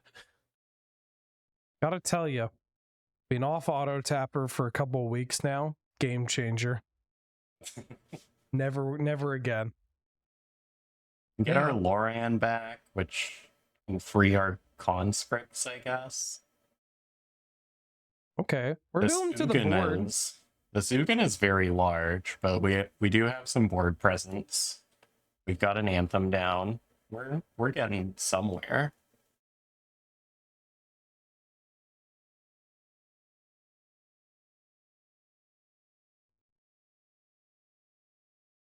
We're getting rid of the Liliana. Just don't want to deal with that. And here's the Vindicator.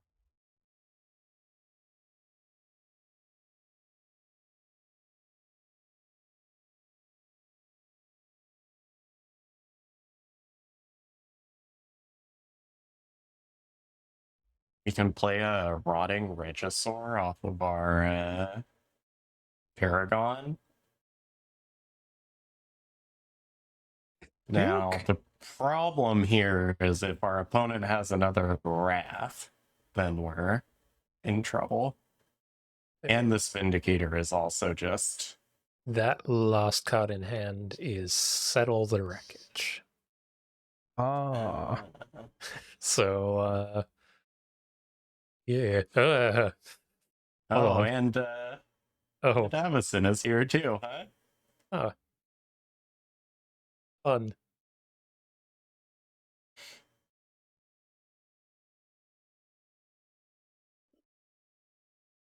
Yeah, this mono white deck is just, I mean, it's everything I could want in a format. It's got Baneslayer Angel. It's got a different Baneslayer Angel. It's got potentially a third Baneslayer Angel. During the round 1 match that I was peeking in on, we almost saw a melded Bruna and Gisela. Ooh. Like they both got played in the same game, and I think it was only one turn apart that the Gisela got killed and then the Bruna came down. I am incorrect. Actually, they are playing all 3 Baneslayer Angels. For whatever reason, I assumed that Melee would sort things alphabetically instead God, no. Instead of whatever this is. I think me and Justin have looked at it, and that doesn't seem to be, like... No, I have no idea what the sort is. I remember in one of the early tournaments I played, I went to check if my opponent had Settled the Wreckage. I assumed that the deck list was alphabetical, and I saw like 3 S cards in a row, and they're in the instance, and there wasn't a Settle the Wreckage, and I was like, okay, I don't need to play around it. And then I got settled because the deck list was not sorted alphabetically. There just happened to be 3 S cards in a row. Let me just give us a refresh and see if we can get Pavlov back in the room. There we go. Yeah, what the hell is this? I mean, I've always wondered what MTG Melee was doing with the ordering on here. Yeah. We thought I'd crack the code. No. Right, no. And then you see something else and you go, no, that's wrong too. Yeah, I'm fairly certain it's like how, like the order they were released onto Arena. Oh no. But I don't know. Like, but the first couple of cards from Ambitious Farmhand down, it tracks. But the other cards just throw a wrench into it. Because it's not CMC in alphabetical. It's you have Thalia's Lancers above AO the Dawn Sky at the bottom. Right. Okay. Yeah. And then you have Baneslayer at the top.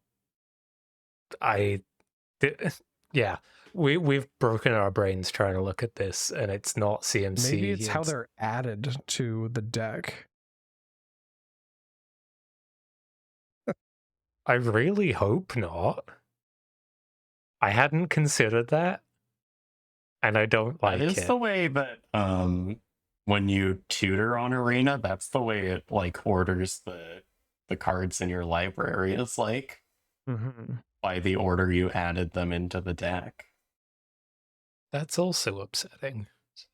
But this also feels like if I'm adding cards to the deck, I add them all the 5 drops together, or at the very least I go like I'm going to want my Baneslayer Angels, and then I add Baneslayer Angels.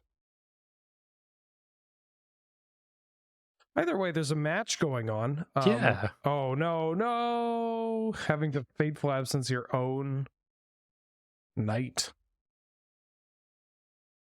That's not something you want to have.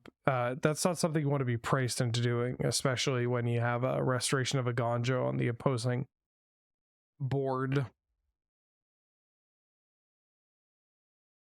Yeah, I guess it gives us a clue and something to get back with Luris. I don't know. I don't know if I like that, though. Like, your opponent is playing a lot of Planeswalkers, and Fateful Absence is, I think, really good in this matchup, just for saying no to your Baneslayer or no to your I Gideon can or whatever. understand the line if they're like, okay, I'm slamming this Regisaur. Or I can understand the line of thinking that would lead someone to do this. If they're like, okay, I'm slamming this Regisaur, it's likely I'm gonna discard this Fateful Absence anyways. Like I'm gonna get rid of some of these cards anyways. And if I put the 1-drop into my graveyard, then I either beat them by this Regisaur going unchecked, or because I'm going to double spell. Oh, unfortunate sequencing here with the Minas Tirith not being able to cast the Knight of Ebon Legion off the Luris. We still get it untapped for style points, though.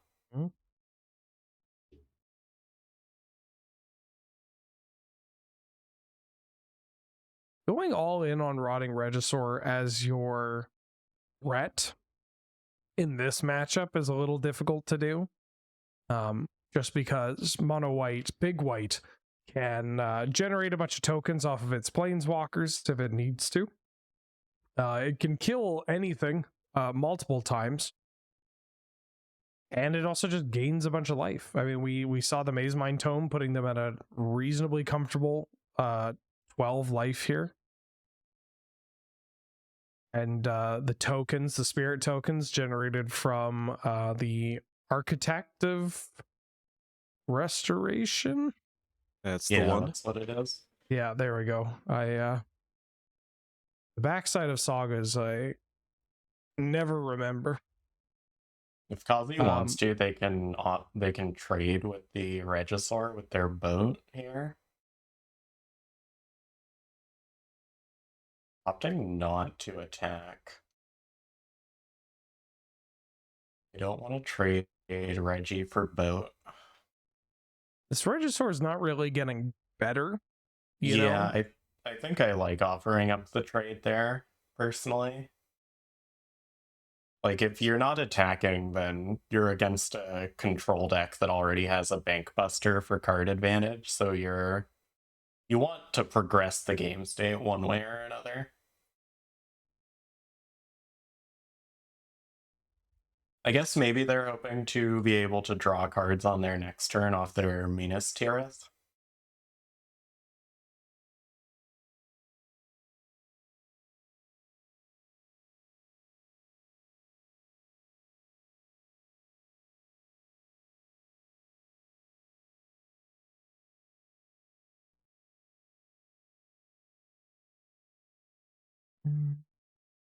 We're just chilling.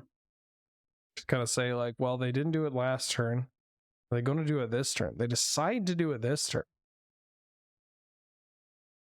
Yeah, I gotta imagine it's because they can get the Minas Tirith draw this turn.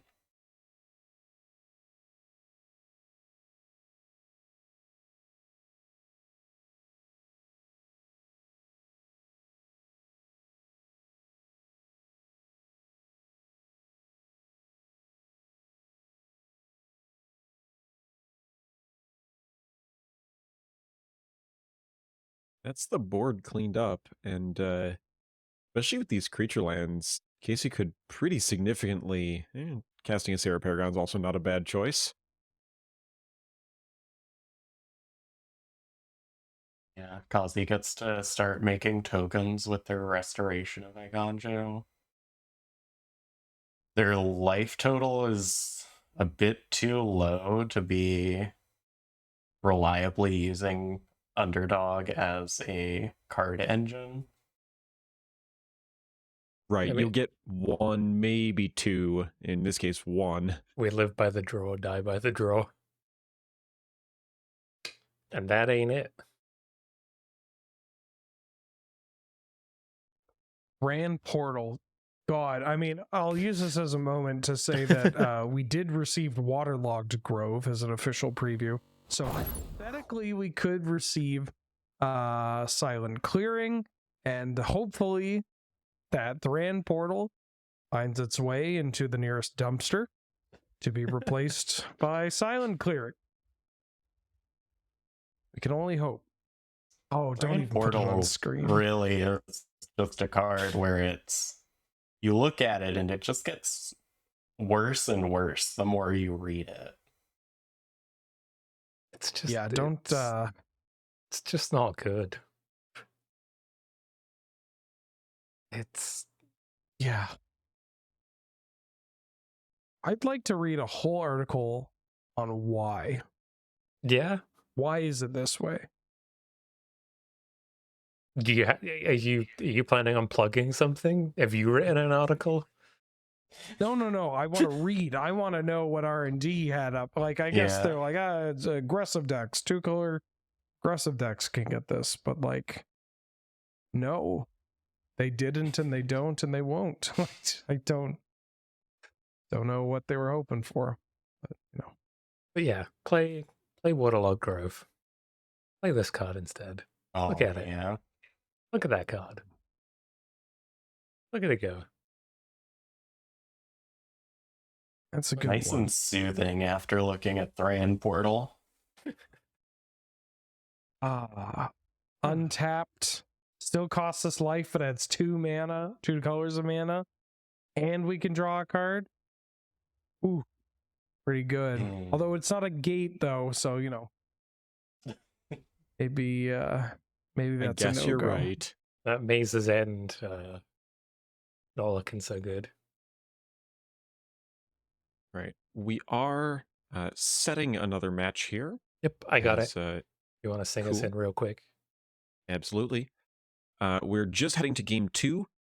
We have Sline playing that Abzan creature pile deck that we saw earlier. And 5th council member Alessandra playing blue-black control.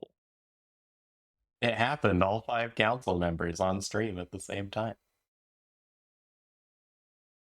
Look at us go. Also, fingers crossed for our home's internet connection, as we are now also providing the stream for half of this match.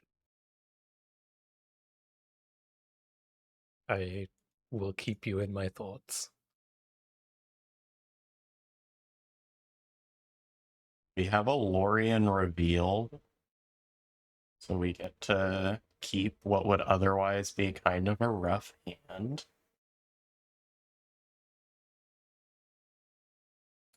What do we think of the 1-mana cyclers? Like, which ones do we like the best? Which ones do we think are not as good? I love the green troll. one's a little, you know. Yeah, the troll's great. Love the troll. Oliphant is pretty good. Ooh. And this card says it draws cards, so it's got to be the best option. Yeah, I Eagles feel are- like the green one is definitely like the least relevant. The white one is also not like incredible. Yeah, But, I mean, green the and black green and and white the are the blue colors. ones. The black and the blue ones are very solid, I think.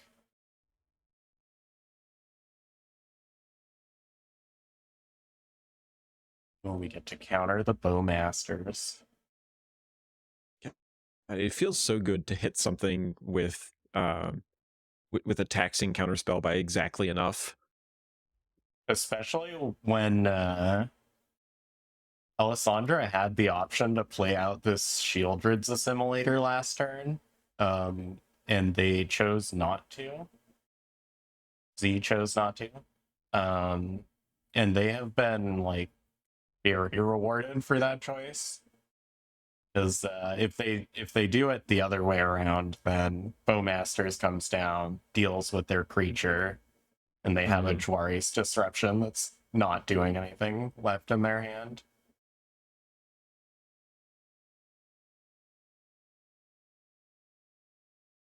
Now Z can just shuffle all of the best cards in the graveyards into their deck if they would like to.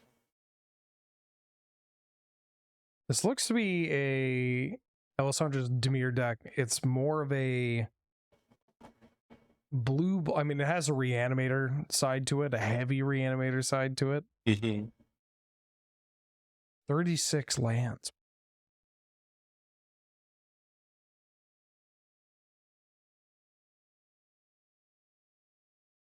I saw there's a Hallowed Fountain in the list. I guess that is that for Traxa? Just in case you want to cast a Traxa. Oh yeah, that's a good point. Oh, there's no Unburial Rites. Interesting. So yeah, it must be a Traxa. There's also a Sarah's Emissary as a maybe eventually castable with enough incidental white sources if you can somehow get there. Yeah, Triome, Mana Confluence, Hallowed Fountain, or something. They are playing Tainted Pact plus Thoracle, so it could also just be like, I need untapped lands. Sure. True.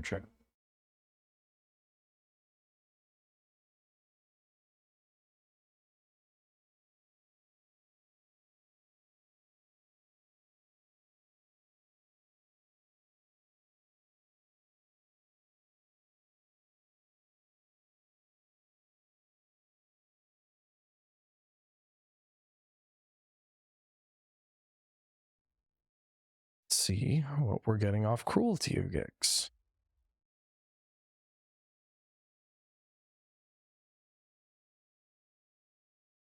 Oh yeah, that would be a good one. Let's just do that. What if we just won the game?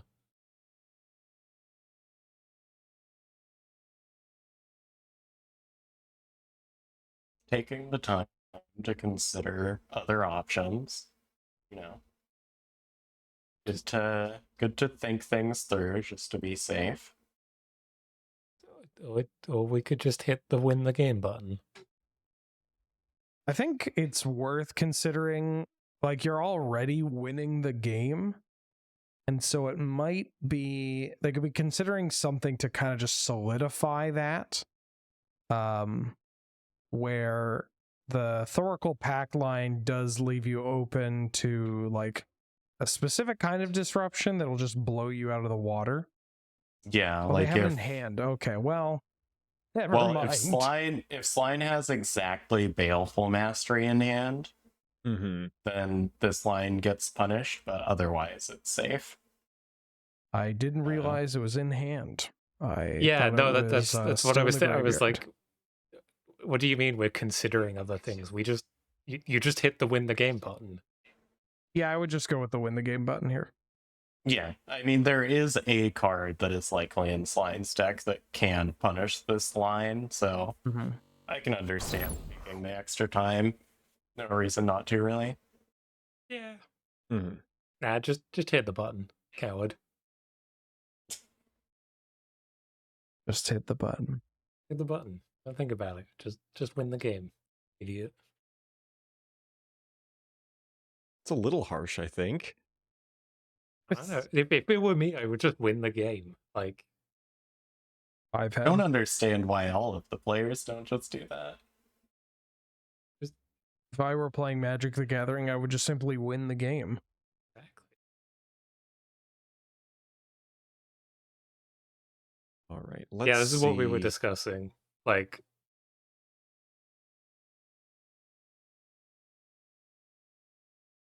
I don't think I appreciated you there. Hold on now. That's libel. I've never appreciated you in my life.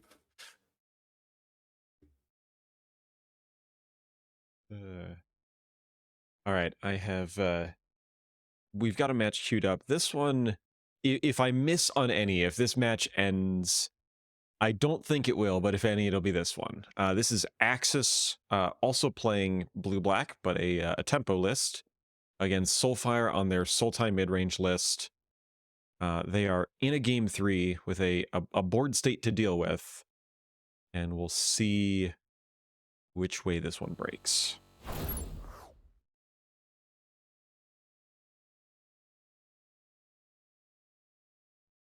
Ninja, the deep hours. Okay, now we're Oh. talking.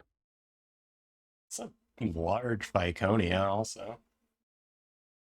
Yeah, that's a little worrying. My guess is yeah, the Ranger class has been targeting this Viconia over and over and over Ooh. again. Minus on Vivian into a Thrun. I personally, as someone who doesn't play a lot of decks with green in them, I hate this Thrun. I don't like it. I want people to stop casting this card. It's just so annoying. But yeah, Questing Beast able to just get through all of these blockers. We did get a removal spell. Just put Thrun in like your reanimation package. You'll be fine. Esper Reanimator with Thrun as one of my reanimation targets. I already have a green creature because I'm playing a track, so you know.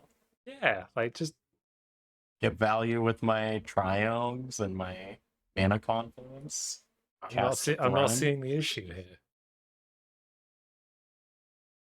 So we can deal with one of these two creatures that's a problem. But One of these I mean, three in creatures. well, I mean, Viconia we can at least block. Well, until they specialize Viconia into blue. And then get a removal spell and kill our Death Toucher, that is.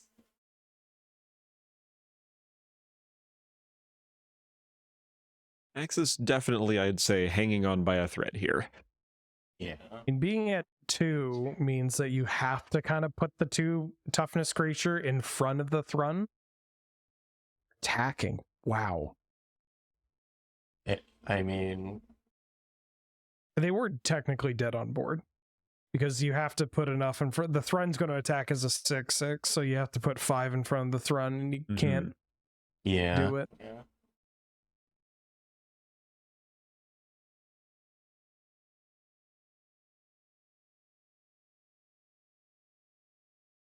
Okay, Just, I'm glad we tuned in for the end of this then. You're welcome, Really? Justin. Everybody gets one. Everybody gets one.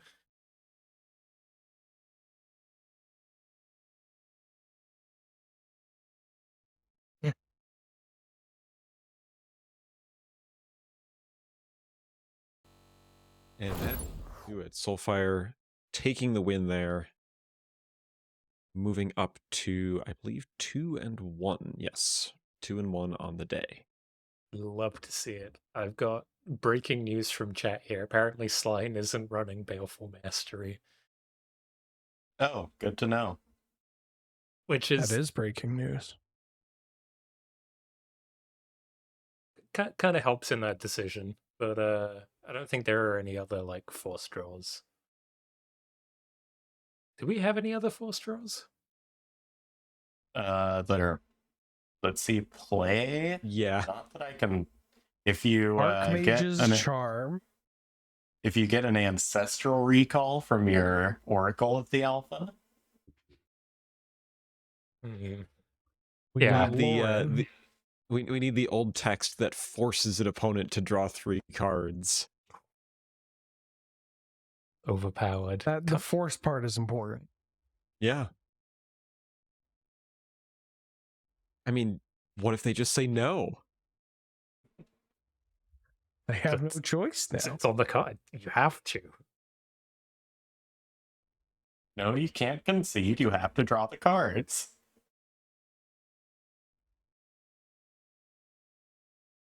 Flame of Anor's target player draws 2. Oh. Target player draws as well. I guess it would be 2.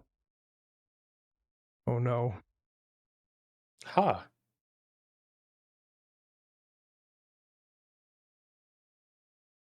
This card is so good. Well, Very good. Well, now combo players have another fear. Congratulations. I would assume that the target player draws 2 on here is just so that you don't get goozled by the way that targeting rules work, but hey, it gives you the option. Mhm.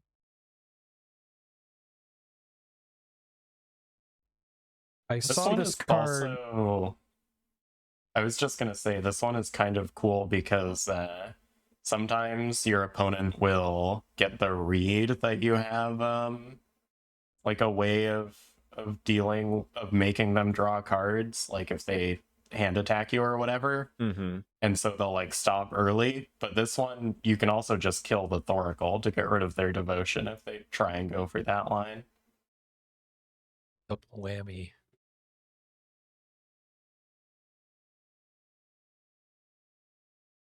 We are all.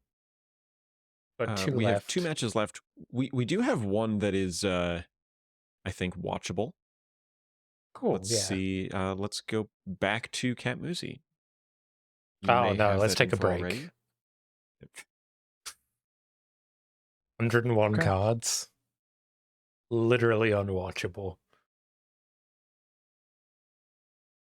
Unplayable. Unthinkable. Come on, man. Give me the stuff. Give me the sauce. There you go. Thank you. I could have just scrolled up, but You could have. I was expecting you to, but we're all good. I gotta give you something to Yeah. do. There is one other match going, but that one I think is much closer to end. There is, so we're missing getting the chance to. Oh, there's an orb Orb. over here. Orb. And for Orb. Oh, happy to see an orb on the board. That orb's ticked up a couple of times too. Oh yeah, sure has. Yeah, we're getting into the territory where we are truly pondering what we're doing with the orb if we are Axis. No, that's not who's playing anymore. Cat Nope. Moosey. Alright, I'll get that updated shortly.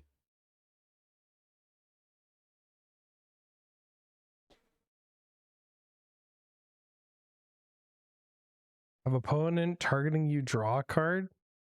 Yes, please.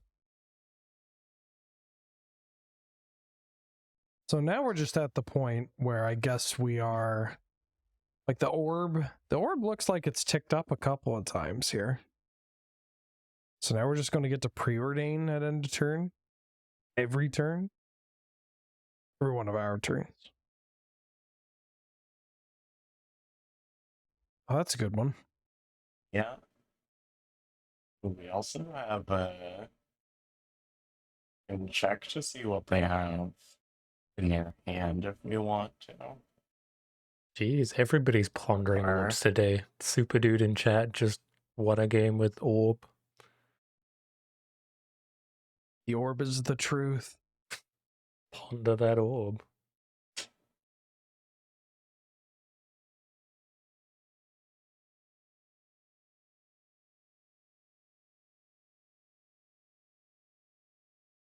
I like get all See, these, Teferi pondering the inferior orb.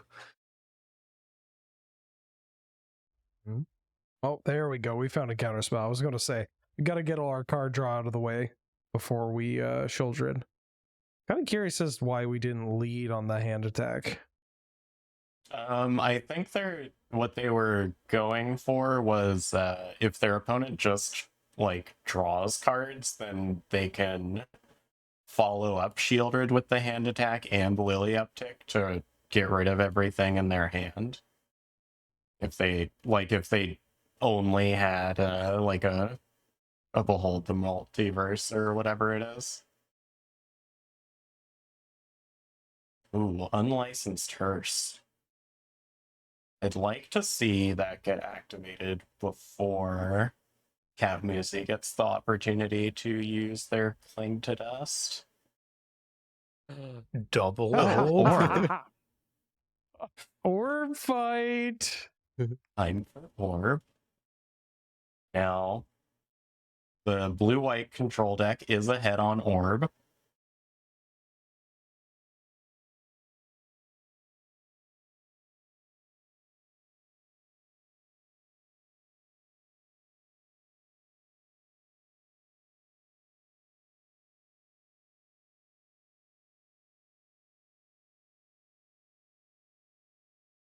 All right.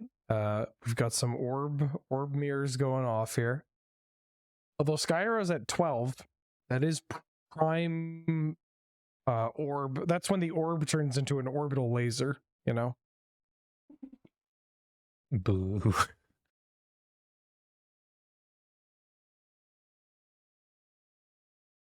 Ooh. Ooh. Gotta keep both You of those gotta on keep top. it. Keep it.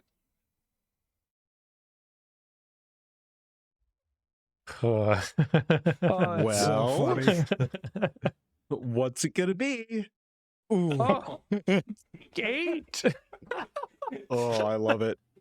Oh, oh. love Orb.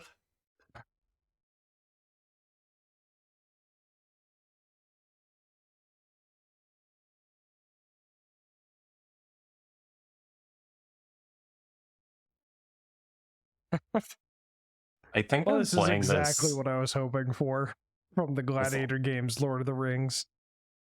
It's just a good old-fashioned orb fight.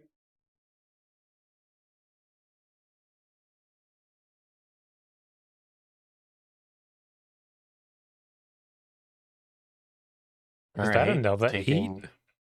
that was 8, but looks like they didn't have an answer to the 2-2, so Sky Arrow giving that one up to Wow. Cavmusi. Damn. Shoutouts to Orb. Big shout-outs to the orb. The orb's putting in work from what I've seen. Yeah, I mean, it's from what looked- we've seen here, but Yeah, no, there's been a couple of people in chat being like Orb. And like, who can blame them? we got two really powerful, like, colorless shape related cards in Orb and Ring. wow. Yeah, And shout outs Hearse. to geometry. Shoutouts Yes, to my favorite geometry. geometric shape purse. I don't know. I think that one got queued and like popped up. I don't know what happened there. We were talking about Hearst, but it never came up. Anyway, let's get out of here. Let's turn the round over. Let's ponder some orbs in the privacy of the break screen. Sing Thank us you. out, Justin. Thank you for taking our privacy into consideration. help. I Yeah, do what need to ponder my Orb in private. we're gonna run some ads. We're gonna do the things. Give us all your Bezos bucks. Legally required to fund the blimp at this point. The amount of people relying upon it to go and see long distance partners is getting a little bit out of hand. So every dollar helps. Oh, I actually have. Is that we can? We'll talk during the We'll break. talk during the break. See you all in a couple minutes.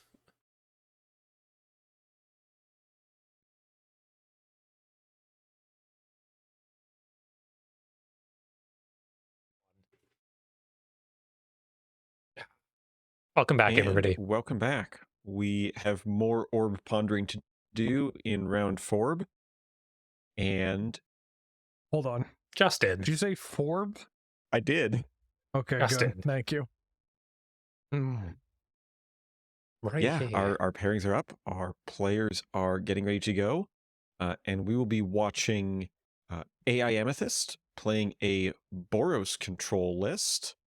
And Incidental returning to the mainstream with Grixis control. Big Poros. Boros control. Control mirror with a very large asterisk. Yeah, these are basically the same Oh. deck. 1 second. 40 lands in the Grixis deck. Okay. 37 lands in the Boros deck. I don't know. But I mean, Boros has access to, I mean, one of the things that we were talking about when we were talking about the land cyclers too, is that the green and the white ones are the ones that are a little less appealing. But that's just because green already accelerates its mana and can hit its land drops and whatever. But white also does a pretty good job of doing that. Off the back of, you know, your Spirited Companions, your Ambitious Farmhand, Norn's Fletchling, all that stuff. Yeah, there's a lot of them in this deck too. We have Birth of Meletus, we have Pilgrim of the Ages, Strixhaven common.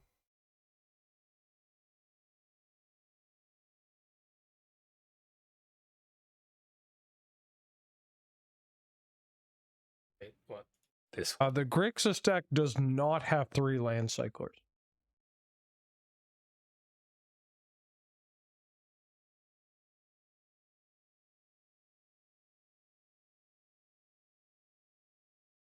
Apologies, I put too many almonds in my mouth before saying that. The Grixis deck does not have 3 land cyclers. Do they have any land cyclers? Yeah, I was going to say, it looks like they have 0 land cyclers. No. They don't believe in cycling for lands. Just 40 lands and a dream. I don't. And a bunch of planeswalkers and kill Hold on, spells. we need to DQ them. There's no Lord of the Rings cards in this deck. Ooh, Eldrazi Displacer. This Oh, is wait, the no, card there's- that I there's a wish saw more Saruman's play in our Trickery. format. There's a Saruman's Trickery. Yeah, we're this is fine. a cool one. I would love to see it blank this Thalia's Lancers this game.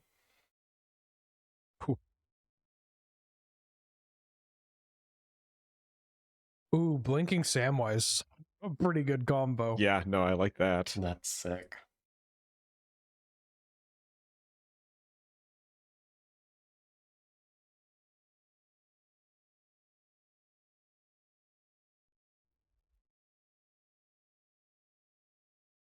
So Orcish Bowmasters, huh? So they do get to alright. So Amethyst deciding to let the Displacer die rather than lightning striking the Bowmasters. Mm-hmm. Yeah, this play, I like this play. I think I would have gone for the lightning strike line, but I think there's merits to both. I think going for the Samwise does leave you card neutral, which trying to put myself in Amethyst's position is that leaving yourself card neutral against a Grixis control deck as opposed to going down on cards Right. is a little appealing. Yeah. I But just realized. I suppose also. Oh, go ahead. Just taking those like little advantages where you can while still playing, you know, obviously we lose the Displacer on the board, but still playing, you know, something to the board, like Yeah. card neutral, still something in play, and it's something that we can flicker with whatever we saved, you know. Now we got a Nahiri. Ooh, and we have a reprieve in hand. Although Tainted Pact is scary. Hi, everybody. I realized I muted myself in the Discord call. Oh no. I was going off about how there's no Lord of the Rings cards in this deck, but I found them. We're hiding. They were. So if Incidental has like a land and Snapcaster Mage in hand, then we'll see if they end up grabbing Thoracle off of this or not. Okay, they're just going for a value Tainted Pact. I have some Yeah. interesting news. There is no Thassa's Oracle in DM's deck. Oh. Or Incidental's deck, excuse me. Did Effie mute me or did my microphone fail? I think your microphone failed. I'm not that cruel. Like, you'd at Okay. least know that I muted you. I'm back now. I was attempting to inform everyone that there was no Thoracle, but Wheeler, I appreciate the check. Sorry, I'm just being told there's no Thoracle in this list. And we're just getting news. There, in fact, is no Thoracle in this list. Can I get a check on if they're running Thoracle in the Grixis list? Okay, doing a check now, seeing if there's Thoracle in the Grixis list. It appears as though there is no Thoracle in the Grixis list. And I will say this as well. Here's an Easter egg. There's no orb either. No orb. No, that's outrageous. That's Now, oof. look. Oracle is like an okay card. I can understand cutting it, but orb? I There's no just have Labman to- Jace either. I have to believe that if they're not playing orb, it's because of a wild card issue. I can't think of any other reason not to play it. This summer's for the orbs.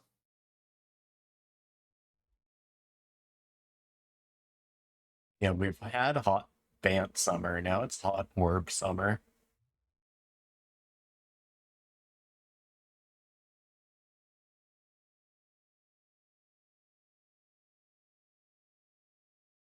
Angel is missing land drops.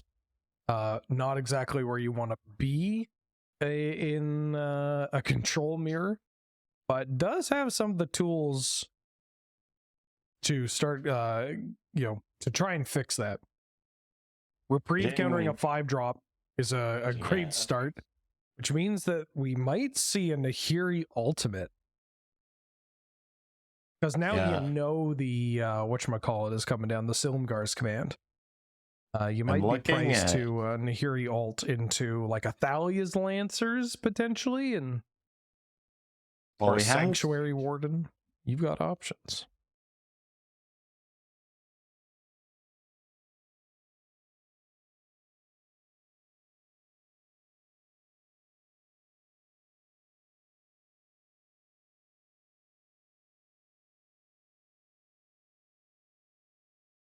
Okay, here it Right, comes. we are ulting. It's like Right, you can get Sanctuary Warden. You could get the One Ring. You could. Yeah, One Ring isn't bad. Going for Sarah Paragon. Casting a Plarg. Oh, Plog, dude. Who's up pondering their orb and casting their Plarg? Large Wow. champion. Opting to go to the throat. That's not in this list, Wheeler.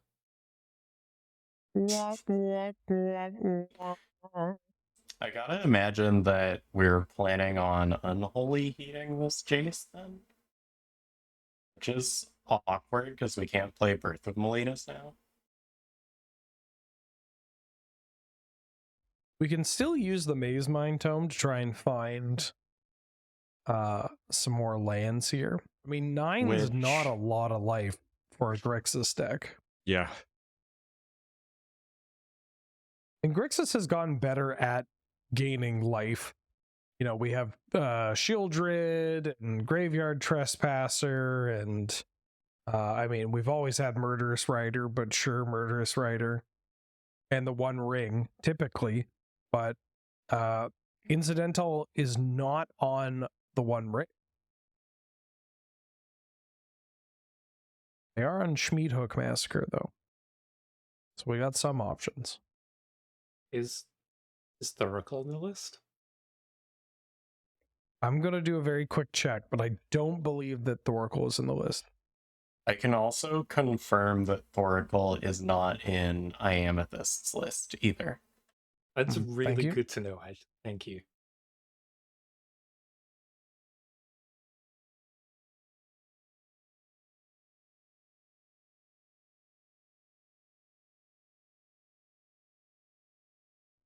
Oh.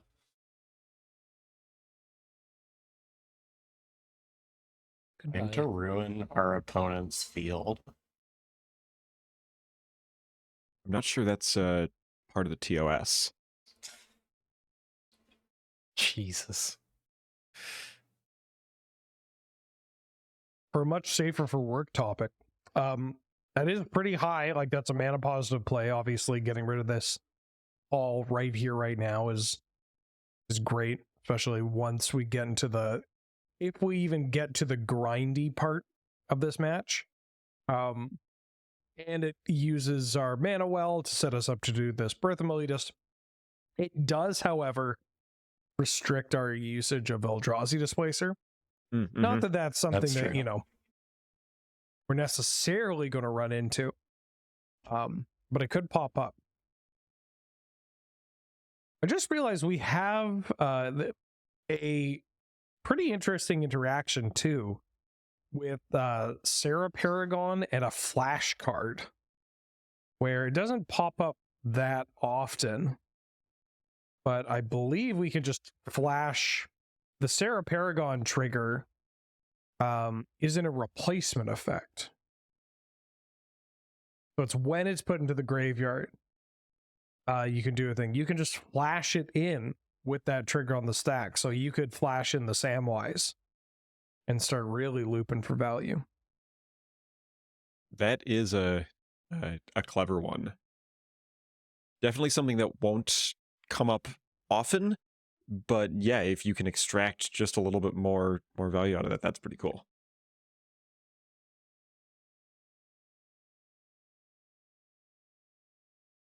Casting our Tainted Pact again. Do we have a Thoracle on the list?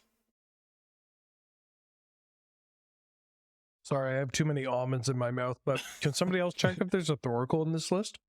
Okay, I'll check the creatures. I don't know what order they're in, so it might take a while. We will we'll get back to Okay, so there's Chat, a corpse just, appraiser. There's a murderous rider. That's not a Thoracle. There's Crucius. Okay, I thought there was one, but there was an Orcish Bowmasters. I'm not reading the other 12 cards. It's not on the list, Wheeler. It's not on the list. Okay, just checking.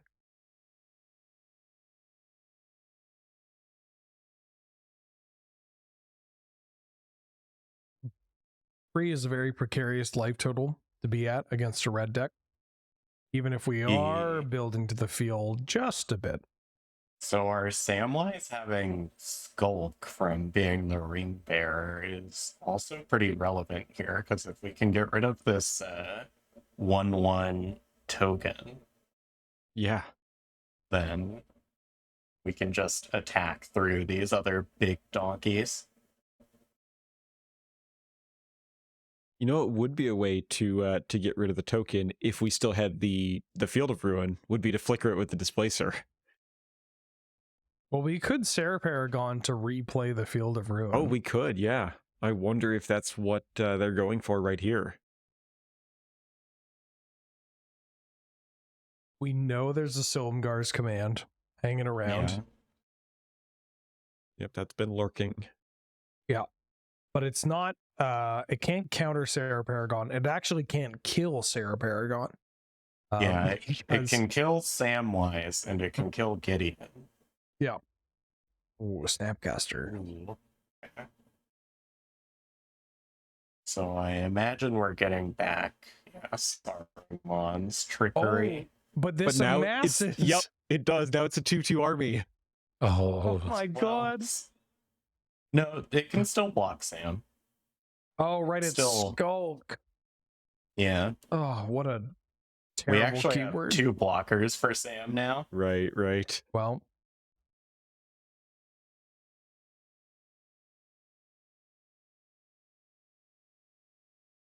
I can see why they didn't bring back Skulk. I mean, I guess they did in a way, but to make it appealing, and to tie 3 other abilities in a ring to it.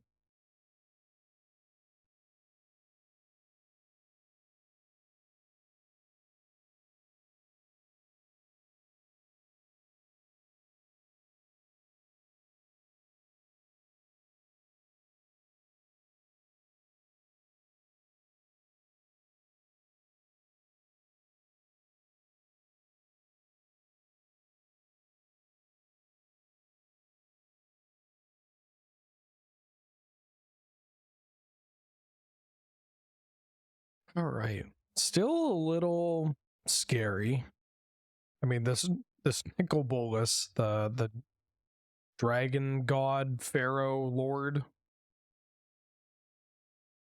So if I'm 5-mana one. incidental, I'm playing Nicol Bolas Dragon God, and I'm using Gideon's, or no, because it says if you control a Gideon Planeswalker. unfortunately, the emblem. yeah. Oh, yeah. Oh, Oh,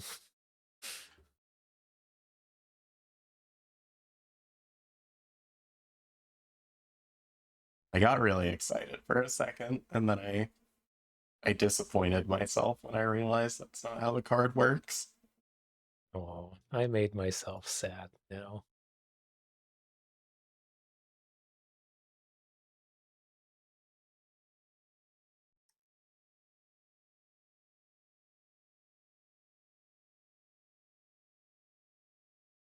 At one point, a couple of friends and I were trying to do silly things with the rules of Magic, and our goal at that point was to somehow make a planeswalker that had the wrong type. We were trying to make a Jace that had type Chandra, and we just could not find a way to do it. So unfortunately, making this Bolas into a Gideon somehow, I don't think is gonna get there. I think you can do it with the 6-mana Oko, right? I haven't thought of that Oko in a Hold hot on. minute. Yeah, how's your mythic wildcard pile going with those Oh, it's Planeswalk- terrible. Planeswalker deck I've wasted. Planeswalkers? I wish I had all those wild cards back.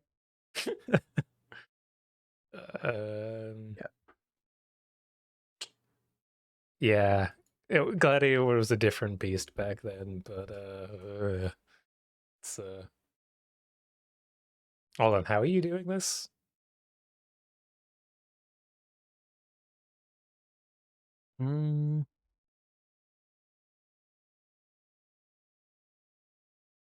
Does that work? Well, if you turn Oko into a copy,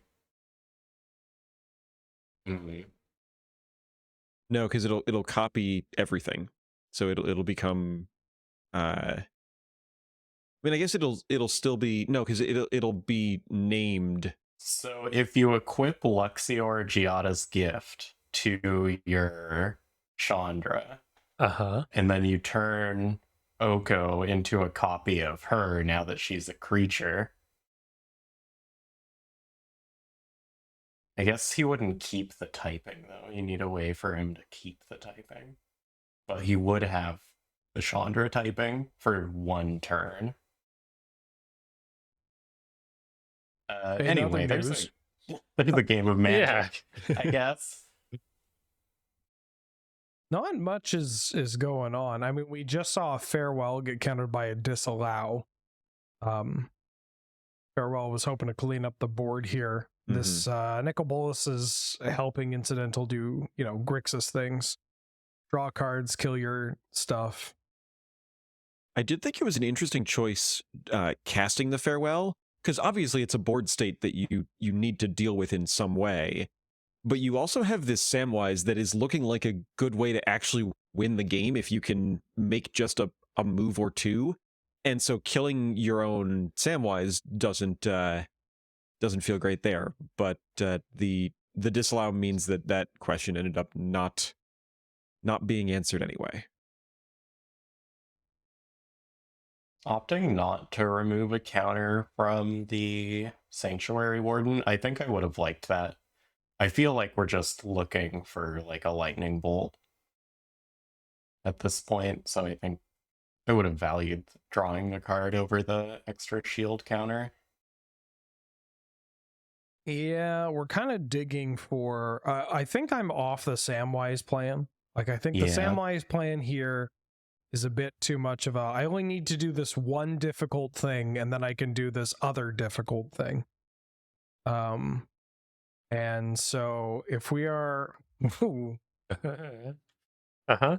heartless, well, look who can't kill the 5/5.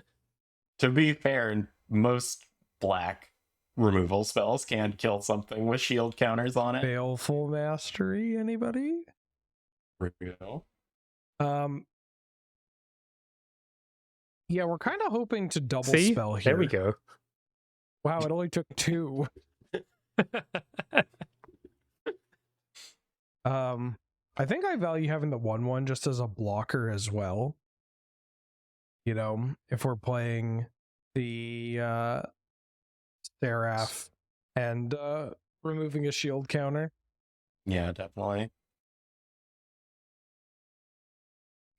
But we're still in a pretty reasonable spot as far as Bolt goes. Like, the Settle the Wreckage in Angel's Hand represents 2 instant speed spells. Like, if we draw the Bolt. Like, we could draw the Bolt and try to fire it off, which is a little awkward because they have a counterspell. And that counterspell is known information.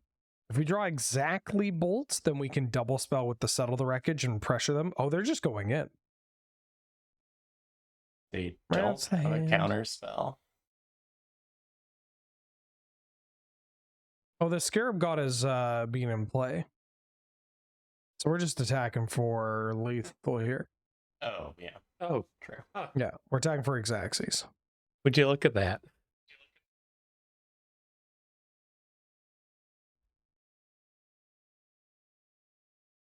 Oh, that A was, little rough, I game think. one. Yeah, I think missing some of those land drops early on really made it a bit difficult to scale into the late game for Yeah. Amethyst.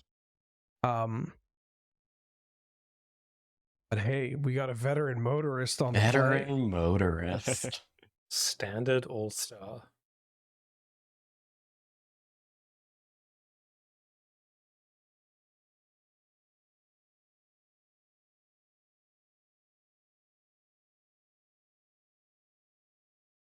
We got a Shire Terrace too. Another Lord of the Rings card. Motorist is opting to keep the Unholy Heat.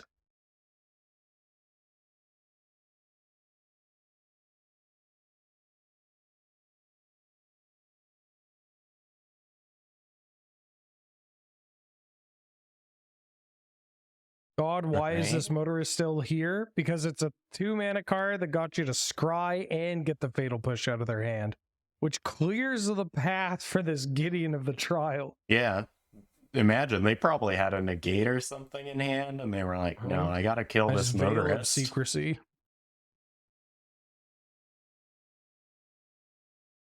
Table the Mirror Breaker. Little annoying.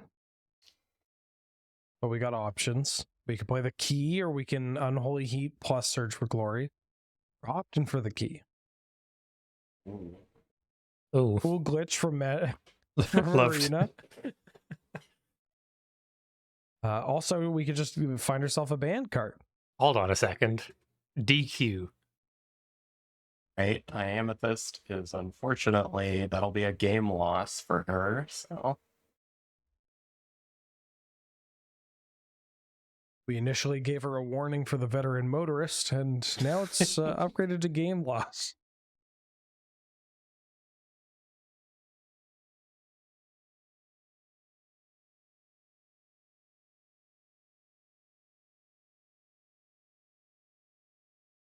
Hey, Justin, do you want to, like, stand by on the judge call?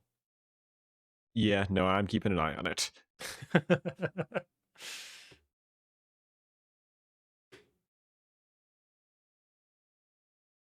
I mean, also, it coming out of the Boros list does make this a little easier than if it had been Incidental playing it.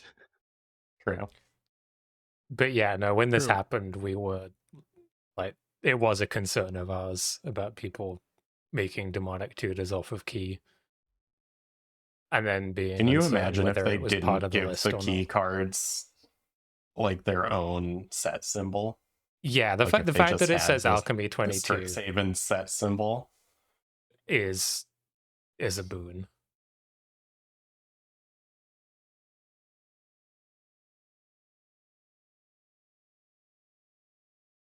It'll be very funny if we demonic tutor for Wrath of God here.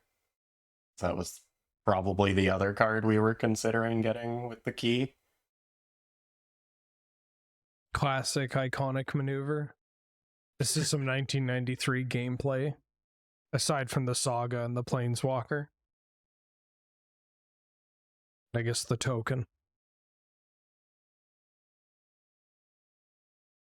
You are all missing out. I now have a friend joining me on stream. I am giving Cal some pets.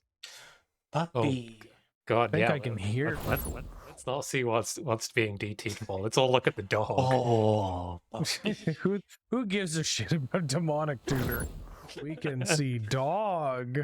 Yeah, there's no interesting lines to consider with this card, right? Oh, dog. There's dog.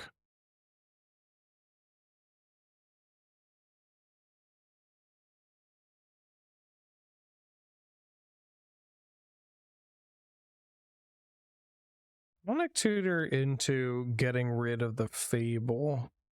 Does this get our Unholy Heat to have Delirium? Okay. Yeah. It Hell does. yeah. That makes it make a lot more sense. What a line.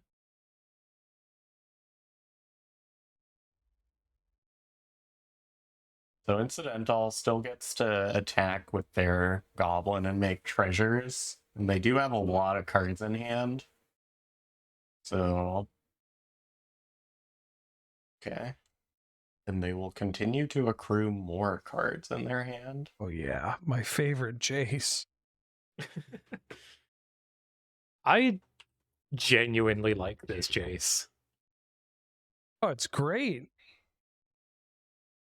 Don't say it like that. No, I wasn't being facetious. It's great.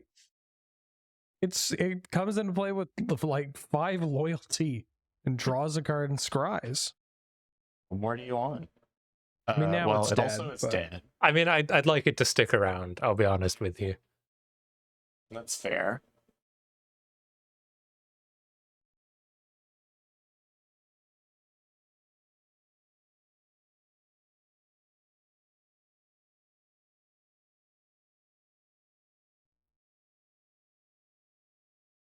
If I'm incidental, I'm pretty happy about my opponent being hellbent in the control mirror. Oh, definitely. Especially when, you know, the board's not that threatening. Like, Corpse Appraiser's a large enough body that these tokens aren't getting through, and that, you know, Gideon might need to start thinking about its loyalty. But we're sitting pretty with a bunch of cards. Doesn't even matter if our Jace died. In fact, I'm happy our Jace died. Don't tell Jace that, but... I love this Jace. Also, I'm happy that it's dead now. Well, I mean, if I'm playing Grixis Control and my Jace has drawn me a card, it's, you know, I use my mana for it, but that's okay. It's, you know, you'll take the turn off to just run your opponent out of cards and give you perfect information about what, you know, what's going on there. Yeah. He was like a son to me. God, I'm glad he's dead.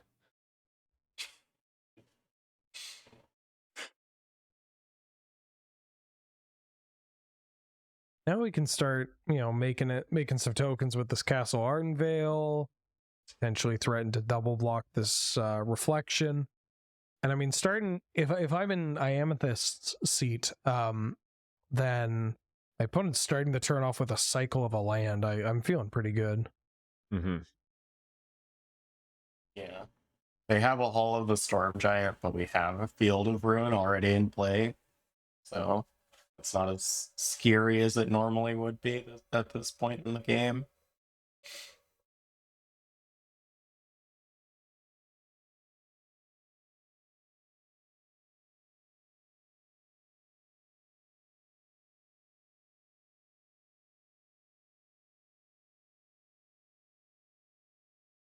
I don't know if we're at serve with everybody. If we're quite at that point. But now maybe I'm at the Field of Ruin, your hall. Wait.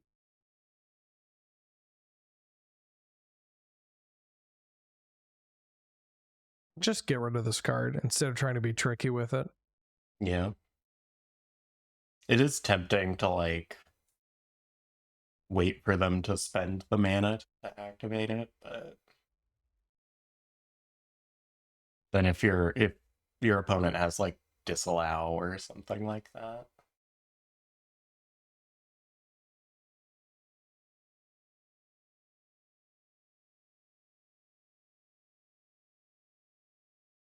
Supreme Will what? Rowan.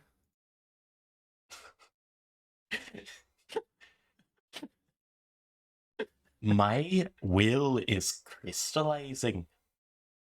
I prefer the proper application of knowledge. A twink turned our dad into an elk. Shut up, Will. I like war now. Killing people is cool. Rowan, our dad's a monster in historic brawl. Nobody plays that format.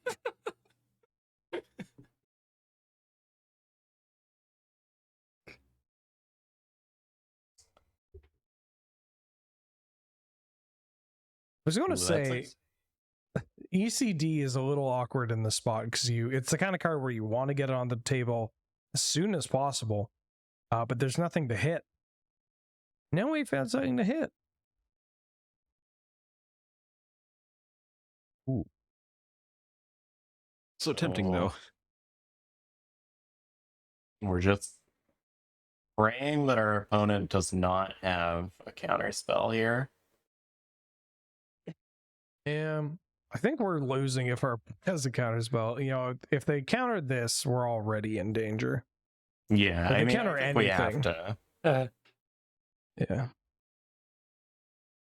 We don't, if we're Boris doesn't really have the luxury of waiting till like hand attack, then play your big thing, or, And now they can get a veteran motorist. Like, oh, please. We're No, dead. incidental. No, you could have had a veteran motorist.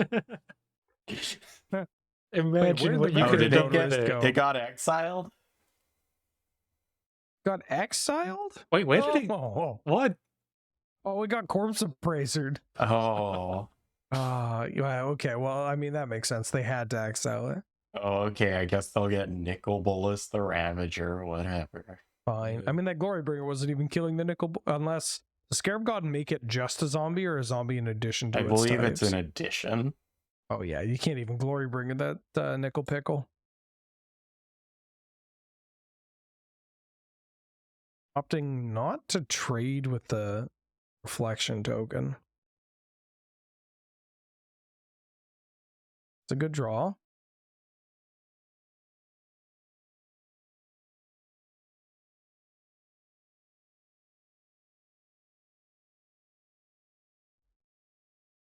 Can you flip the bolus?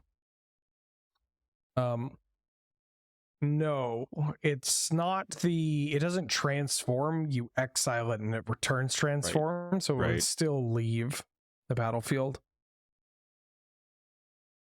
Yeah, all of the Flipwalkers, Bolus, and the Origins ones as well. They exile and come back so that they actually get loyalty. So copies of them will probably never work. Oh, I am wrong, actually. Scarab God says create a token that's a copy of it, except it's a 4/4 black zombie. It does not say in addition to its other types. All right, so it was really good instead of just being pretty good. Yeah.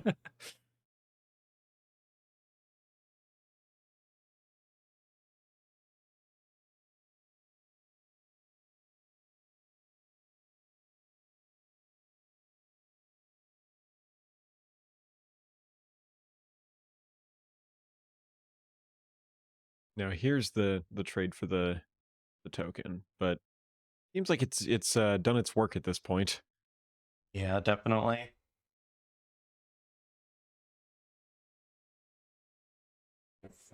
I am at this time. I feel like we need a farewell and we need it to not get countered. But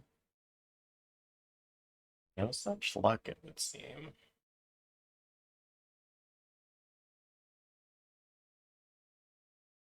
Today in Not Strictly Speaking Dead. Oh wait, the Scarab God trigger. No, we're pretty dead. Yep. We could have Small thing. technically don't think lived you one more turn. Small thing. I believe Angel can survive if we don't there. Yeah, we can Okay. activate the Arden Veil. Yeah, we just play the Bone Crusher, keep up the Arden Veil. I mean, we're still. It's likely we're dead. Yeah, It's likely. yeah. Hey, Justin, Yeah. if you somehow made Nicobolus a human and cast Moon Mist, and then also managed to put loyalty counters on it, would it flip? Would it live? If you had some way for it to like get loyalty counters before the state-based action checks, then yes. Is there a card that says like planeswalkers you control enter the battlefield with an additional wouldn't be loyalty entering, though. counter? It wouldn't. Yeah, it would no. just be Right, transforming it's in place. Yep, transforming, yep. right? You can use Nesting Grounds, a land that moves a counter from target permanent onto another permanent. So you could move a loyalty counter onto Before you flip it. Yep. Okay, so a Scarab God has reanimated this Nicobolus the Ravager, and then we have used Nesting Grounds to put a loyalty counter on it, and then we have cast Moon Mist. It's got to be a human Under as the well. current rules. Hmm? It's got to be a human. Oh, and it as has to be a human. Yep, Christ, yep. okay.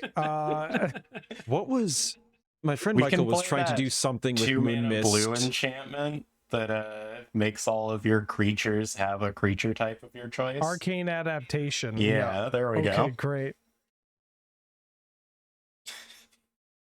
We can do Busted this. Meanwhile, wide the round has open. ended. The round is over? Oh, good. Get Yes. us out of here. Get us out of here. Yeah, no. Meanwhile, we're going to be turning this over one more time. Make sure that you're ready to either play in round 5 or you've already dropped, so we don't have our pairing all screwed up. We're going to be heading out for one more break, running those ads, appreciating you watching those ads, appreciating you subscribing to the channel, and then back for our final round of the day. See you in a bit. See you in a bit.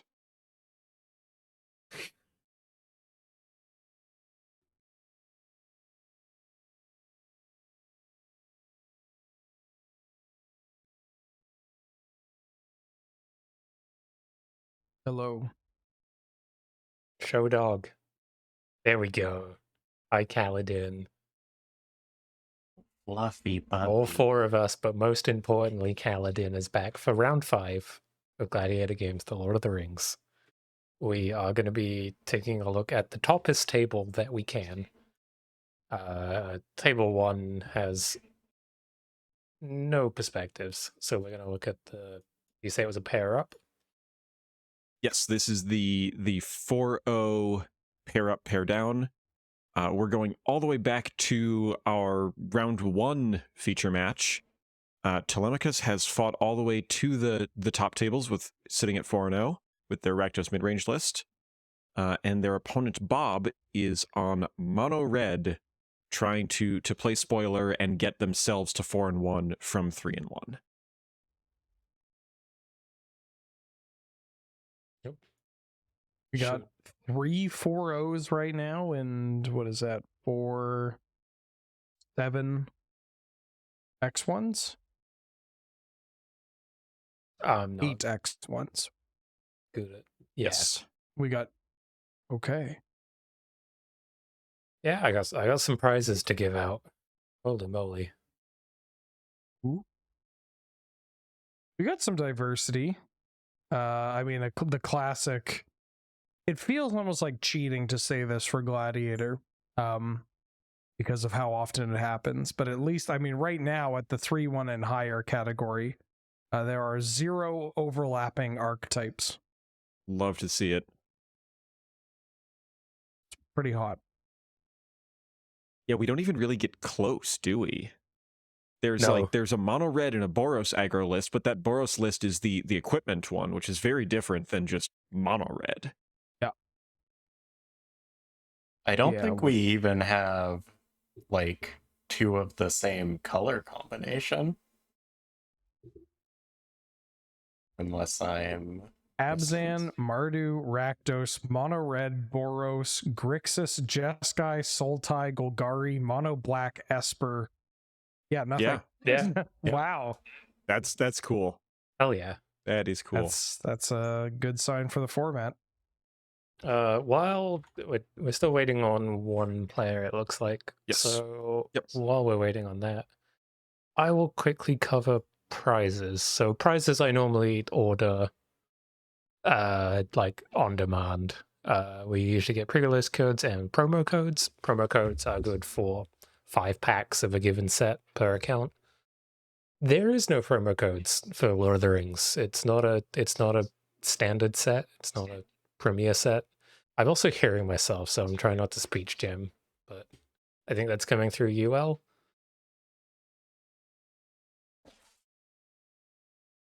Good question. Fix this. I have no idea. If that helps. So yeah, we are giving away pre-release codes. Those exist. They're great. I can get a bunch of those. So everybody that goes 3x and above is going to get a Lord of the Rings pre-release code. People who go 4 and 1 will be given the opportunity to look into the Gladiator vaults and pick out 2 promo codes good for 1 pack of whichever set you pick. And then our 5 and O's will get to pick 5 of those promo codes of their choices. If we run out, I'll get more. You can pick what you want. We'll figure it out. It's on us. Free entry, free prizes. You'd have to pay for your prizes. That would be a little bit weird. But yeah, that's the deal this time round. Take your packs. Do some cool stuff with it. Get 6 rares or mythic rares and an entire wild card off of that. Pretty good deal. Code. It is a pretty good deal. Craft an orb. Get You yourself For an the orb. love of God. Craft an orb.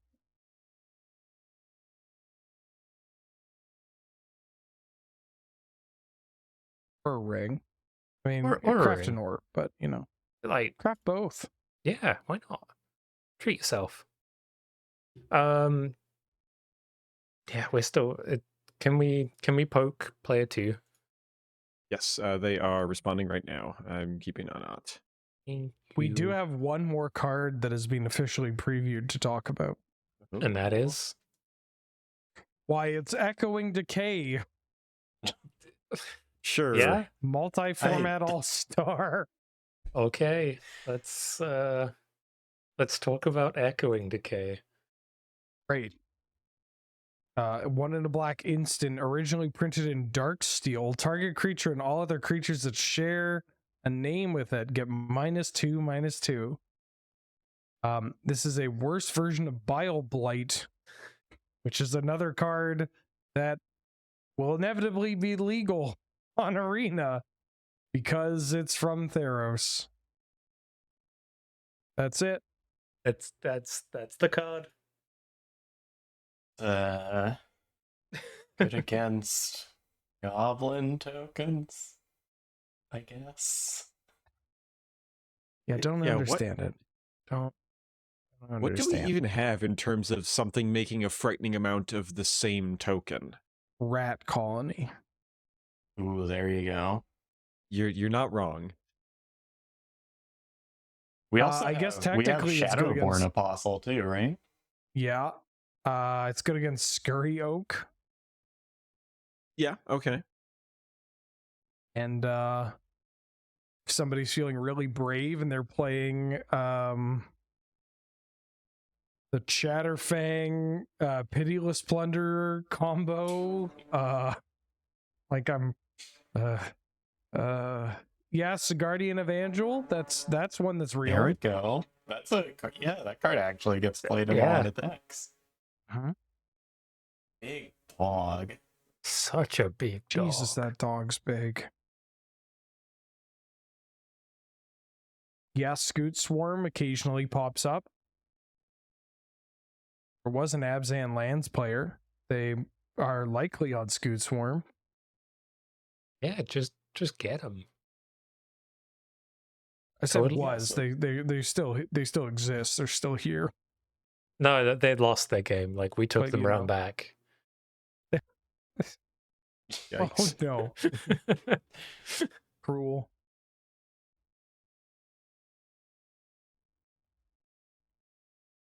I mean, Worn Power Stone's an interesting card. That's another. I mean, there are a couple Yeah. more Oh, yeah. cards that we haven't talked about. Worn Power Stone is a genuinely powerful magic card. 3 mana rock, taps for 2. It's the Paradox Engine deck, or some version of Paradox or big mana. Got a bunch of cards for it in the past set. And this is the kind of this is better than playing like Inherited Envelope or God Network Transmitter, some of the other like bad 3 mana, just like manaliths that somehow find their way to safe play. Let's go. This is Yeah, there we go. this is a hand. No black sources. Yeah, this is a hand that huh? doesn't have a swamp. We do have a good 2-drop on curve. Oh, there we go. Never didn't have it. Just how we wrote it up. Easy. I would simply draw the black source. Even without black, this isn't the worst hand for a mono red matchup. You know, I was Yeah. gonna say, like, I'm fine Yeah. going Lava Mancer into Spell Spear. Like that's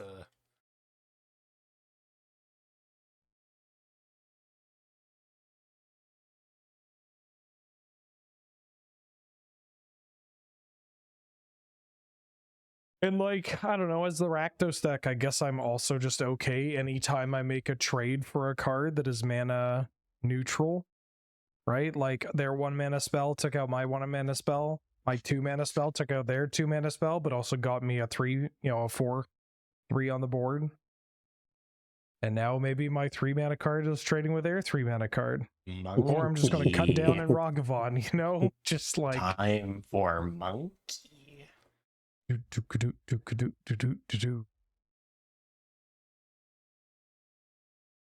Beautiful.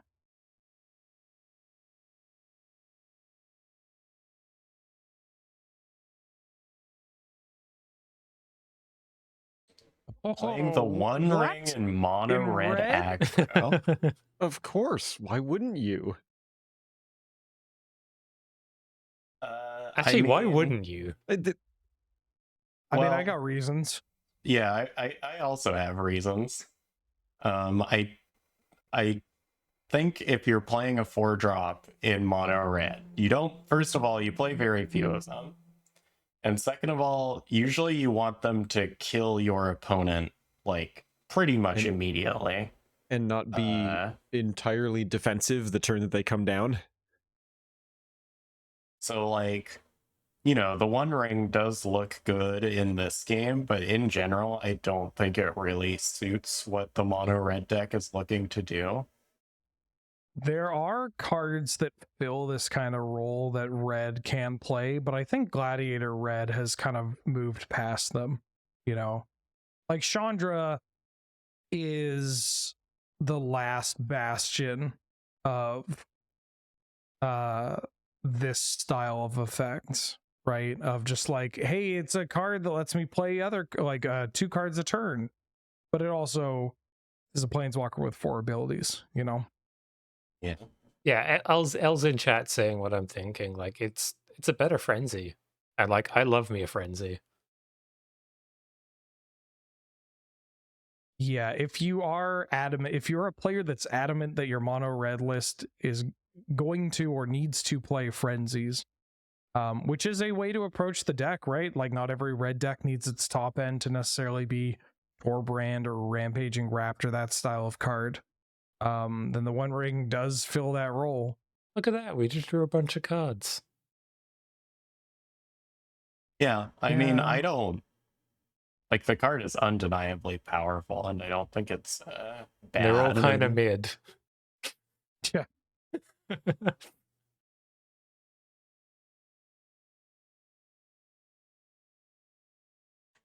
Yeah, it's just like it's a card that including it isn't necessarily going to make your deck worse, you know, other than some corner case scenarios.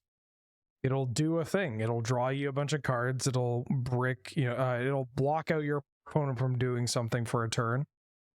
And that's cool and good. But also, does your deck need access to these kind of cards? You know? That's a conversation that you kind of need to have with yourself if you're figuring out what kind of build. Ooh. We'll find cool out. Interaction with Lavamancer buffing the Lelia. If every card in your deck is Lightning Bolt, that's not that bad. That's true, but that's not really what mono red and Gladiator is, you know? Not to turn this into a conversation about like playing these cards in red, but it's just Gladiator doesn't have the density of shocks or lightning strikes and volcanic hammers. Like it's still potent to play a bunch of stuff to the board, but you know, Telemachos is still at 20 life. Yeah, like not to say that this is entirely emblematic of it. Obviously, it's you know, saying it for the sake of content and commentary, but it is kind of funny where it's like, well, you're still at 20 life. I'm with you, Bob. I think you're correct.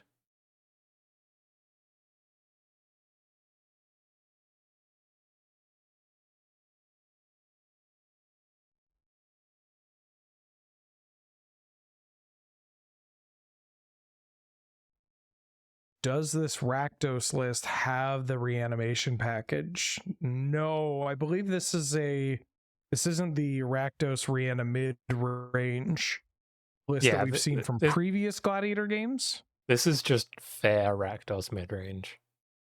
Fair in heavy, like, quotes. A bit more aggressive. Original recipe. Yeah, Vanilla. It's slimmed down, to be honest. Yeah, it's roomy and zoomy. It's the reason it's the reason Demonic Tutor got the axe. It's a problem. And it's only getting worse.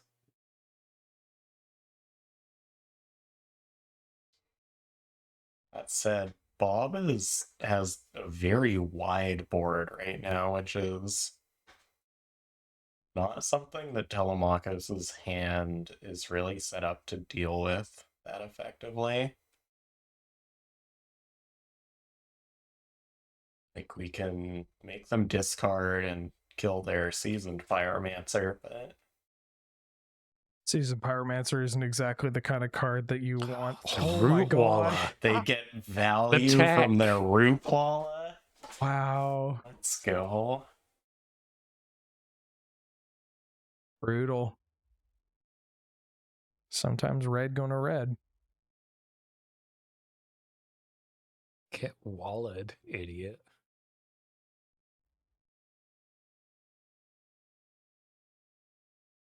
So this is a bit of a tough spot for Telemachos. The classic thought season against red, where it's like, Yeah, well, I'm that's- probably picking a card that'll deal more than 2 damage. Ooh, You certainly hope so. get to take 4. Well, There it is, the classic.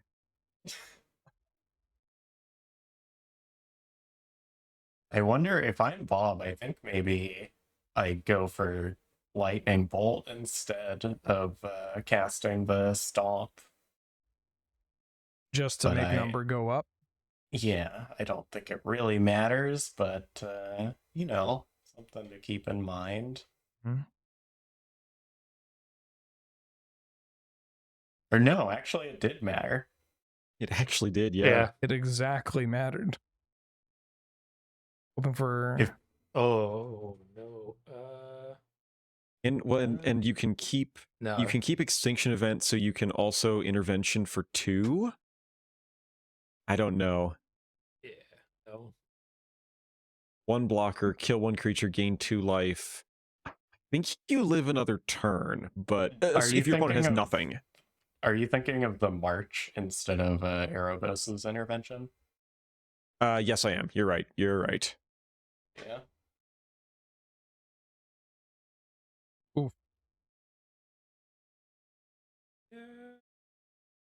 yeah, I'm keeping this. This Yeah. is this hand has a lot of Got potential. removal. Rotting Regisaur is really hard for red to deal with.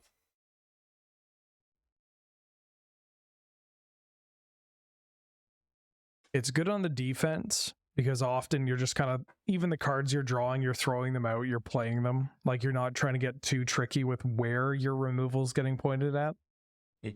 But it also just provides like a clock where you can just kill your opponent in 3 hits.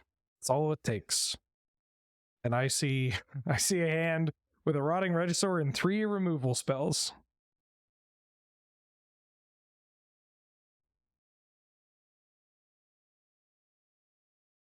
Well, yeah, we're going to crush some bones here.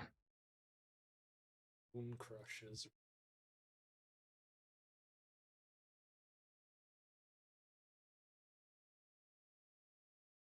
Opting to go with the Bone Crusher Giant instead of getting Reggie on the ground is interesting. I guess maybe this lets them try to empty their hand a little more before they get the... Speaking of cards that are annoying for red to deal with. I mean, 4 toughness ain't what it used to be. Azure. Oh, Oh. that Hazoret That deals with can't Reggie. block. Yeah.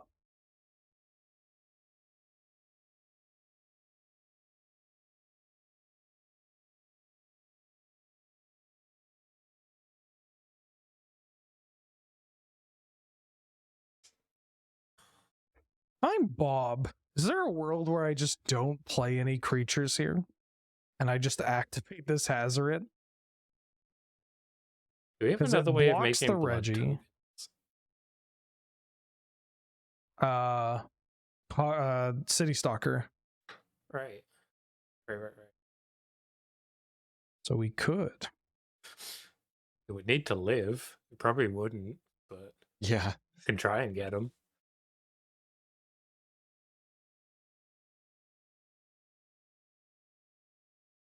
This is a tough spot. Ooh. I'm not sure how I feel about attacking with the Kalitas Yeah. here. I mean, this kind of just throws your Kalitas under the bus. Unless we're like even sacking the Reggie here. If your plan is to get the Reggie just off the They table. still keep their Hazoret. Right. Mhm. Like it is one way of setting up so that now Kalitas can just attack into Hazard and gain a bunch of life. Because they were looking at their Yawgmoth and probably thinking like, well, Yawgmoth is a way to get this Reggie off the table because Reggie's not doing anything. That dog's got yeah. a ring. They gave her. Speaking of rings, That dog's got 2 rings.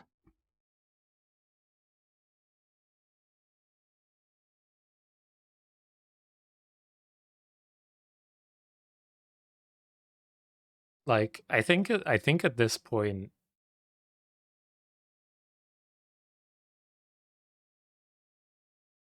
The ring does make it. It's yeah, gonna like turn off Hazaret Yeah. the very ring's gonna turn quickly. off Hazaret, and also it's just a clock. Like, we can just keep gaining life here. Hazaret sees this ring and she goes, "I'm not attacking or blocking. The ring can handle it. I'm good."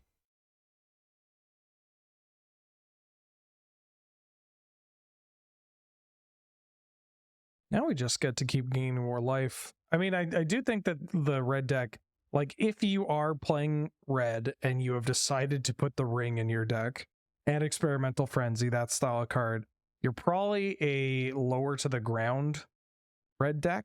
Yeah. And so you're less worried about, you know, having too many cards in your hand. Like dumping them is not really the answer. Right. You're totally prepared to like triple spell if necessary. Yeah. Yeah. But this is just such a funny setup of just like, yeah, I'll kill all your stuff, get a zombie from killing your stuff. And then we draw the meat hook, so it's a good way of getting rid of Hazaret. if we even need to. They can also set up a spot now where I mean Cletus could just eat something. They don't have delirium here, so it protects Cletus from the unholy heat. Just a little unfortunate, but I mean now especially we can set up a meat hook massacre where we are killing everything except for Cletus. Right. And or potentially even setting up a spot where we sack a creature to shrink Hazaret, and then we get to Schmied Hook while leaving Yawgmoth in play. I don't think you need to Ooh. do that, but it is something that we could end up seeing. But now this Cletus is just so big.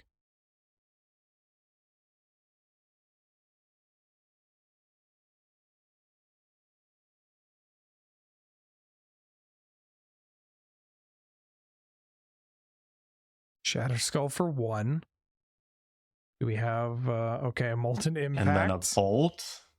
The old 3-for-1. I mean, 3-for-1 feels less bad when you have the one ring. Mm-hmm.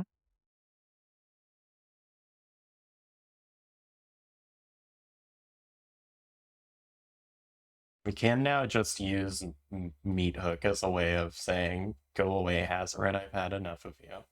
Yeah. Mhm. Yeah, I like smashing in here and just getting rid of Hazaret.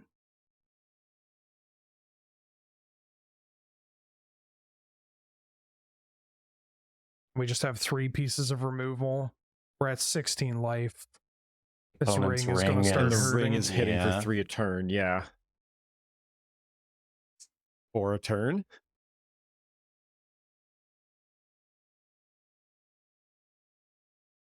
Interesting. Faceless Haven with Snowlands. That's a good strategy. Good choice. Good choice.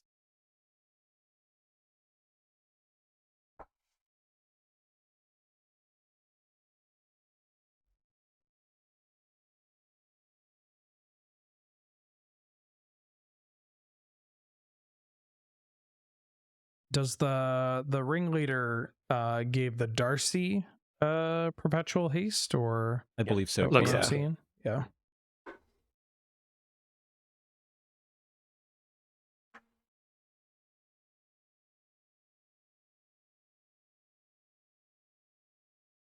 It's a lot of haste creatures. Yeah, this is going to be a real attempt at dealing 16 here. We get in to 2 turns. kill the most important one. Well, one of the most important ones.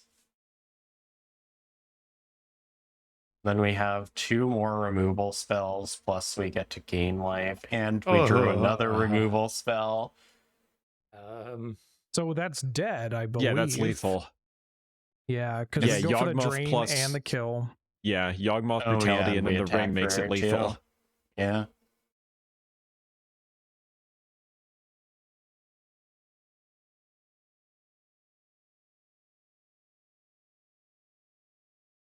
Ooh. So Rakdos, huh? Yeah. pretty good deck. I'm on your side, Bob. I'm still with you. Play that ring. Get those frenzies in. I'm glad we got to show off that the ring does have downsides. Mm-hmm. Like, obviously, very strong, powerful card, but I don't think you should put it in every deck. I think we could definitely see a world where mono red is playing the ring, but I think we just need more burn. We just need more cards that are like going to immediately leave our hand, do something, and just threatens those kind of games where we, are racing with our opponent, we play the ring, and then we just fire a bunch of burn at their face. Right. Yeah. And we just kill them either the next turn or over 2 turns, Without that, it's less threatening, I think, if we're just playing like Raging Goblins and 2-drops and whatnot. I will not have you besmirch the good name of Raging Goblin. Hey, I love a good Raging Goblin. I just got to see a good Raging Goblin first. Gladiator has it. The alchemy, the Raging Goblin is quite strong. No, not that one. not. That's not what I had in mind. You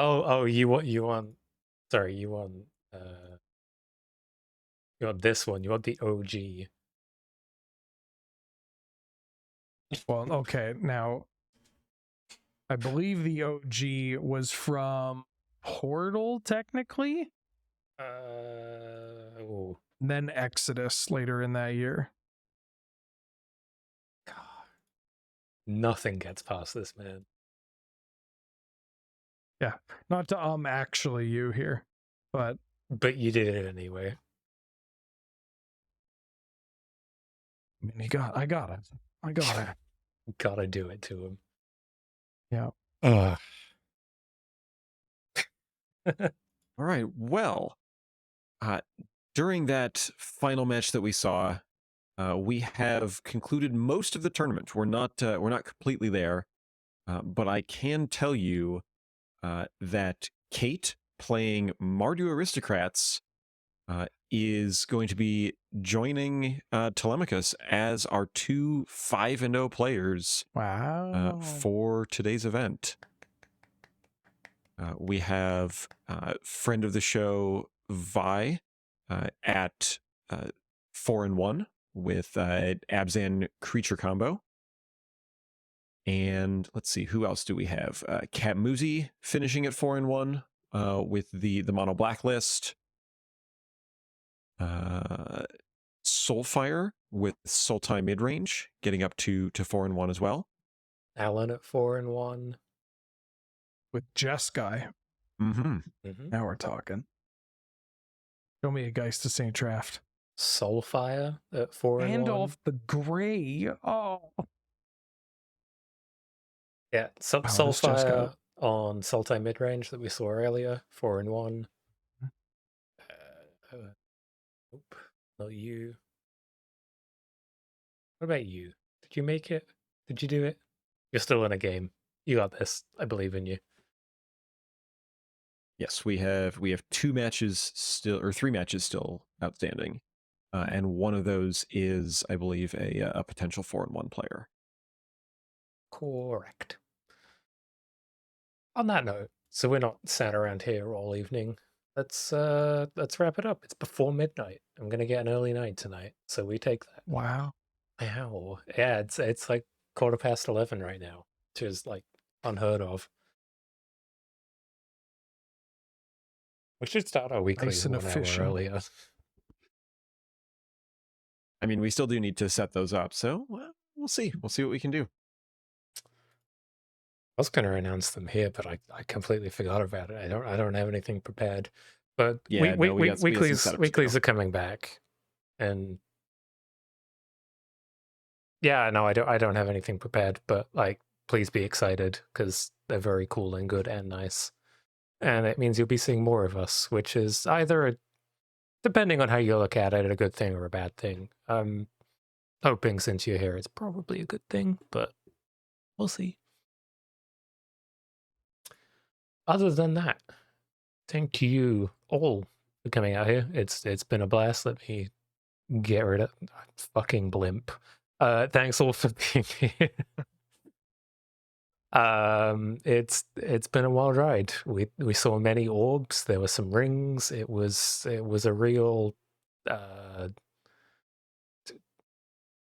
shape-based Gladiator games, and you love to see and hear it. I've been Effie. Couldn't do it without you. Really appreciate you. Justin, you're great. I love you. Elle, hi. You're also good.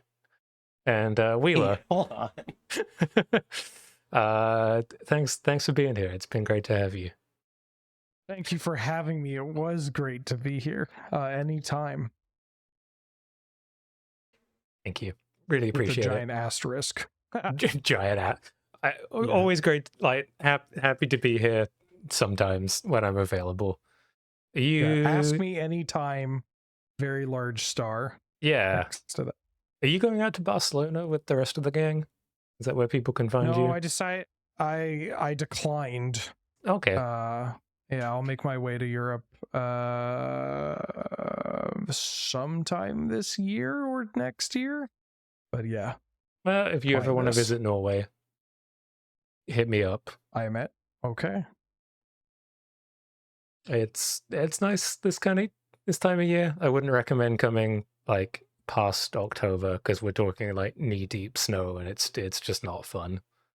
Yeah, that is I will avoid that. And all of you, I guess you can all come and stay in my living room too if you want to. Hit me up. I'm moving to Oslo next month. Please don't actually show up at my door. I don't think any of you know where I live, but don't do that. Please and thank you. Do I have anything else to say? I don't have weeklies planned. What do we usually do on these? It's been so long. We say thanks for watching. We plug anything else. I'm gonna let Cal say goodbye too. Kaladin. He's trying to eat the mic right now. But yeah, and then we sign off. I can't see Kaladin. Show Kaladin.